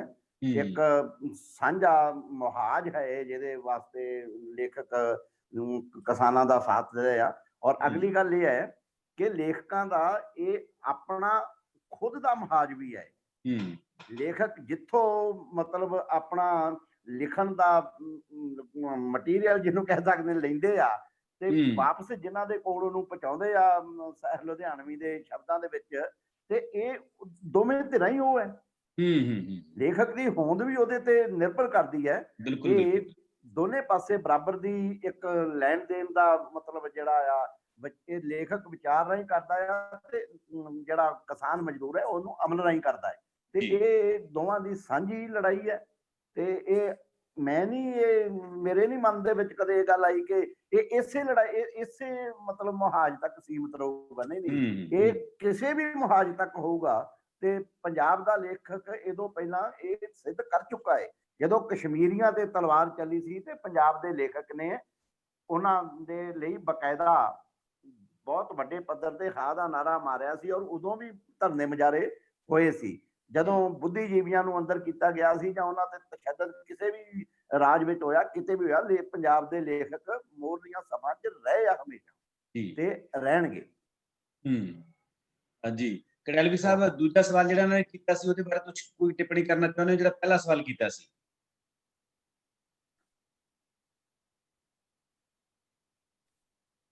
ਮਾਈਕ ਆਫ ਹੈ ਉਹਨਾਂ ਦਾ। ਮਾਈਕ ਔਨ ਕਰ ਲਓ ਕੜੈਲਵੀ ਜੀ। ਸਵਾਲ ਮੈਨੂੰ ਜੇ ਦਿਖਾ ਦਿਓ ਤਾਂ ਚੰਗੀ ਗੱਲ ਹੈ। ਸਵਾਲ ਇਹ ਸੀ ਕਿ ਜੇ ਇਸ ਵੇਲੇ ਅਕਾਲੀ ਦਲ ਬੀਜੇਪੀ ਦੀ ਸਰਕਾਰ ਹੁੰਦੀ ਤਾਂ ਕੀ ਸਥਿਤੀਆਂ ਬਦਲਦੀਆਂ ਜਾਂ ਇਹੀ ਰਹਿੰਦੀਆਂ? ਦੇਖੋ, ਜਿਨ੍ਹਾਂ ਨੇ ਤਾਂ ਉਹਦਾ ਦੂਸਰਾ ਜਿਹੜਾ ਸਵਾਲ ਆ ਨਾ, ਉਹ ਨਾਲ ਜੁੜਿਆ ਹੋਇਆ ਪਹਿਲੇ ਸਵਾਲ ਦੇ। ਔਰ ਬਹੁਤ ਸਾਰੇ ਲੋਕ ਜਿਹੜੇ ਆ, ਮੈਂ ਇਹਦੇ ਨਾਲ ਸਹਿਮਤ ਹਾਂ ਇਸ ਗੱਲ ਦੇ ਕਿ ਬਹੁਤ ਸਾਰੇ ਲੋਕ ਜਿਹੜੇ ਆ ਸਿਰਫ ਉੱਥੇ ਤਪਦੇ ਤੰਦੂਰ ਤੇ ਰੋਟੀਆਂ ਲਾਉਣ ਵੀ ਗਏ ਹੋਏ ਆ। ਔਰ ਜੇ ਪੰਜਾਬ ਦੇ ਵਿੱਚ ਸਰਕਾਰ ਵੱਖਰੀ ਕਿਸਮ ਦੀ ਹੁੰਦੀ ਤਾਂ ਹੋ ਸਕਦਾ ਹੈ ਉਹ ਰੋਟੀਆਂ ਲਾਉਣ ਵੀ ਨਾ ਪੁੱਜਦੇ। ਠੀਕ ਨਹੀਂ? ਔਰ ਗੱਲ ਇੱਕ ਹੋਰ ਵੀ ਹੈ, ਬਹੁਤ ਸਾਰੇ ਲੇਖਕ ਜਿਹੜੇ ਆ, ਸਰਜੀਤ ਭਾਜੀ ਹੋਣੀ ਤਾਂ ਬਿਲਕੁਲ ਸਪਸ਼ਟ ਜਿਹੜੇ ਆ ਸ਼ੁਰੂ ਤੋਂ ਹੀ ਰਹੇ ਆ ਔਰ ਲਲਕਾਰਦੇ ਰਹੇ ਆ। ਇਹਨਾਂ ਦੀਆਂ ਨਜ਼ਮਾਂ, ਇਹਨਾਂ ਦੀਆਂ ਗਜ਼ਲਾਂ, ਇਹਨਾਂ ਦੇ ਸ਼ੇਅਰ ਜਿਹੜੇ ਆ ਲਲਕਾਰਦੇ ਰਹੇ ਆ। ਤੁਸੀਂ ਵੀ ਲਲਕਾਰਦੇ ਰਹੇ ਹੋ, ਆਪਾਂ ਸਾਰੇ ਹੈਗੇ ਬਹੁਤ ਸਾਰੇ ਲੋਕ। ਔਰ ਬਹੁਤ ਸਾਰੇ ਲੋਕ ਅਜੇ ਵੀ ਚੁੱਪ ਹੈ। ਔਰ ਬਹੁਤ ਸਾਰੇ ਲੋਕਾਂ ਨੇ ਬੜਾ ਸਮਾਂ ਵਿਹਾਰ ਕੇ ਜਿਹੜੀ ਹੈ ਨਾ ਫੇਰ ਗੱਲ ਕੀਤੀ ਹੈ। ਉਹ ਪਹਿਲਾਂ ਬਹੁਤ ਸਾਰਾ ਸਮਾਂ ਉਡੀਕਦੇ ਰਹੇ ਹੈ। ਕਈਆਂ ਨੇ ਤਾਂ ਭਾਸ਼ਾ ਵਿਭਾਗ ਦੇ ਵਾਰਡਾਂ ਨੂੰ ਵੀ ਉਡੀਕਿਆ। ਸੋ ਇਹ ਗੱਲਾਂ ਮਤਲਬ ਜਿਹੜੀਆਂ ਨਾ, ਜਿਨ੍ਹਾਂ ਨੇ ਤਾਂ ਚੁੱਪ ਰਹਿਣਾ, ਉਹਨਾਂ ਨੇ ਤਾਂ ਰਹਿਣਾ ਹੀ ਸੀਗਾ ਭਾਵੇਂ ਸਰਕਾਰ ਕੋਈ ਵੀ ਹੁੰਦੀ। ਤੇ ਜਿਨ੍ਹਾਂ ਨੇ ਆਪਣੀ ਗੱਲ ਰੱਖਣੀ ਹੈ ਜਿਹੜੇ ਆਪਣਾ ਲੇਖਕ ਹੋਣ ਦਾ ਧਰਮ ਨਿਭਾਉਣਾ ਜਾਣਦੇ ਹੈ, ਉਹਨਾਂ ਲਈ ਸਰਕਾਰ ਕੋਈ ਮਾਇਨੇ ਨਹੀਂ ਸੀ ਰੱਖਦੀ, ਭਾਵੇਂ ਉਹ ਸਰਕਾਰ ਆਮ ਦੀ ਹੁੰਦੀ, ਅਕਾਲੀ ਦਲ ਦੀ ਹੁੰਦੀ, ਬੀਜੇਪੀ ਦੀ ਹੁੰਦੀ ਜਾਂ ਕਾਂਗਰਸ ਦੀ ਹੁੰਦੀ, ਕੋਈ ਵੀ ਹੁੰਦੀ, ਇਹਦੇ ਨਾਲ ਕੋਈ ਬਹੁਤਾ ਤਲਕ ਨਹੀਂ ਸੀਗਾ। ਜੀ ਉਹ ਇਹ ਜਿਹੜੇ ਹਰ ਦੌਰ ਦੇ ਵਿੱਚ ਹੀ ਜਿਹੜੇ ਮੌਕਾ ਪ੍ਰਸਤ ਲੋਕ ਹੁੰਦੇ ਹੀ ਆ, ਇਹਦੇ ਨਾਲ ਗੱਲ ਨਾਲ ਅਸੀਂ ਬਿਲਕੁਲ ਬਿਲਕੁਲ ਬਿਲਕੁਲ। ਮੰਡੇਰ ਸਾਹਿਬ, ਆਖਰੀ ਅਸੀਂ ਕਮੈਂਟ ਤੁਹਾਡਾ ਲੈਣਾ ਚਾਹੁੰਦੇ, ਤੁਸੀਂ ਕਰਨਾ ਚਾਹੁੰਦੇ ਹੋ ਤਾਂ ਪਲੀਜ਼। ਬਹੁਤ ਹੀ ਵਿਦਵਾਨ ਸੱਜਣਾ ਨੇ ਬਹੁਤ ਖੂਬਸੂਰਤ ਚਰਚਾ ਦੇ ਵਿੱਚ ਗੱਲਾਂ ਕੀਤੀਆਂ, ਬੜੀ ਵੱਡੀ ਸਮਝ ਪੈਦਾ ਹੋਈ। ਕ੍ਰਾਂਤੀਕਾਰੀ ਲੇਖਕਾਂ ਤੇ ਕਵੀਆਂ ਦੀਆਂ ਕ੍ਰਾਂਤੀਕਾਰੀ ਗੱਲਾਂ ਨੇ ਬਹੁਤ ਪ੍ਰਭਾਵਿਤ ਕੀਤਾ। ਮੇਰੇ 2 ਸਵਾਲ ਨੇ ਜੀ। ਅੱਜ ਦੀ ਜਿਹੜੀ ਸਰਕਾਰ ਹੈ ਉਹ ਟ੍ਰੇਡ ਤੇ ਕਮਰਸ ਦੇ ਉੱਤੇ ਧਿਆਨ ਦੇਣ ਵਾਲੀ ਹੈ, ਜਾਣੀ ਕਿ ਪਦਾਰਥਵਾਦੀ ਯੁੱਗ ਦੇ ਵਿੱਚ ਪਦਾਰਥਵਾਦੀ ਹੀ ਗੱਲਾਂ ਕਰਦੀ ਹੈ। ਜਿਹੜੇ ਲੇਖਕਾਂ ਵੱਲੋਂ, ਵਿਦਵਾਨ ਸੱਜਣਾ ਵੱਲੋਂ ਆਪਣੇ ਜਿਹੜੇ ਅਵਾਰਡ ਨੇ ਉਹ ਵਾਪਸ ਕੀਤੇ ਜਾ ਰਹੇ ਨੇ, ਕਿ ਉਹ ਟ੍ਰੇਡ ਤੇ ਕਮਰਸ ਦੀ ਸੋਚ ਰੱਖਣ ਵਾਲੇ ਲੋਕਾਂ ਤੇ ਜਾਂ ਸਰਕਾਰ ਤੇ ਕੋਈ ਅਸਰ ਪਾਉਣਗੇ? ਨੰਬਰ 1। ਦੂਜਾ ਇੱਕ ਹੋਰ ਹੈ ਜੀ ਮੇਰਾ ਸਵਾਲ ਦੂਜਾ, ਵੀ ਪੰਜਾਬੀ ਬੋਲਣ ਵਾਲਾ ਵਿਅਕਤੀ ਨੂੰ ਪੂਰੇ ਸਮਾਜ ਦੇ ਵਿੱਚ, ਜਿਵੇਂ ਹਰਿਆਣਾ ਹੈ, ਹਿੰਦੁਸਤਾਨ ਦੇ ਦੂਜੇ ਕੋਨਿਆਂ ਦੇ ਵਿੱਚ ਹੈ ਜਾਂ ਦੁਨੀਆ ਦੇ ਹੋਰ ਕੋਨਿਆਂ ਦੇ ਵਿੱਚ, ਉਹਨੂੰ ਸਿੱਖ ਬਣਾ ਕੇ ਪੇਸ਼ ਕੀਤਾ ਜਾਂਦਾ ਰਿਹਾ ਹੈ। ਪੰਜਾਬੀ ਤੇ ਸਿੱਖ ਦੇ ਰੂਪ ਦੇ ਵਿੱਚ ਜਿਹੜੀ ਸੋਚ ਲੋਕਾਂ ਦੀ ਸੀ ਕਿ ਇਹ ਸੰਘਰਸ਼ ਨੇ ਉਹ ਤੋੜੀ ਹੈ। ਇਹ 2 ਸਵਾਲ ਨੇ ਜੀ। ਪਹਿਲੇ ਸਵਾਲ ਦਾ ਅਸੀਂ ਜਵਾਬ ਚਾਹਾਂਗੇ ਬੋਹਾ ਸਾਹਿਬ ਤੋਂ। ਬੋਹਾ ਸਾਹਿਬ, ਅਵਾਰਡਾਂ ਦੀ ਪੋਲਿਟਿਕਸ ਤੇ ਤੁਸੀਂ ਕੀ ਜਵਾਬ ਦੇਣਾ ਚਾਹੁੰਦੇ ਹੋ? ਦੂਜੇ ਸਵਾਲ ਦਾ ਜਵਾਬ ਮਾਨਖੇੜਾ ਜੀ ਦੇਣਗੇ ਪਲੀਜ਼। ਤੁਹਾਡਾ ਮਾਈਕ ਬੰਦ ਹੈ ਸਰ, ਮਾਈਕ ਖੋਲੋ ਪਲੀਜ਼।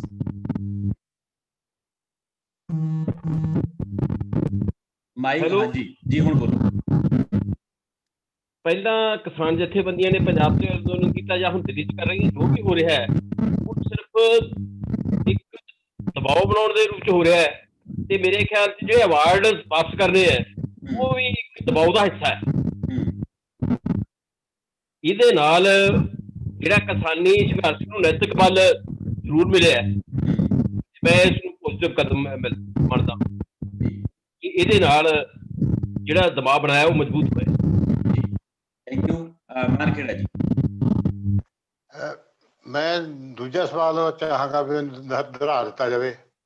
ਸਵਾਲ ਇਹ ਸੀ ਕਿ ਜਿਹੜਾ ਇਕੱਲੀ ਸਿੱਖ ਆਇਡੈਂਟੀਟੀ ਨਾਲ ਅਸੀਂ ਜਾ ਰਹੇ ਸੰਘਰਸ਼ਾਂ ਦੇ ਵਿੱਚ ਤਾਂ ਹਿੰਦੂ ਆਇਡੈਂਟੀਟੀ ਨਾਲ ਜਾ ਰਹੇ ਸੀ, ਕਿ ਇਸ ਸੰਘਰਸ਼ ਨੇ ਉਹ ਬਲਗਣਾ ਤੋੜੀਆਂ ਨੇ?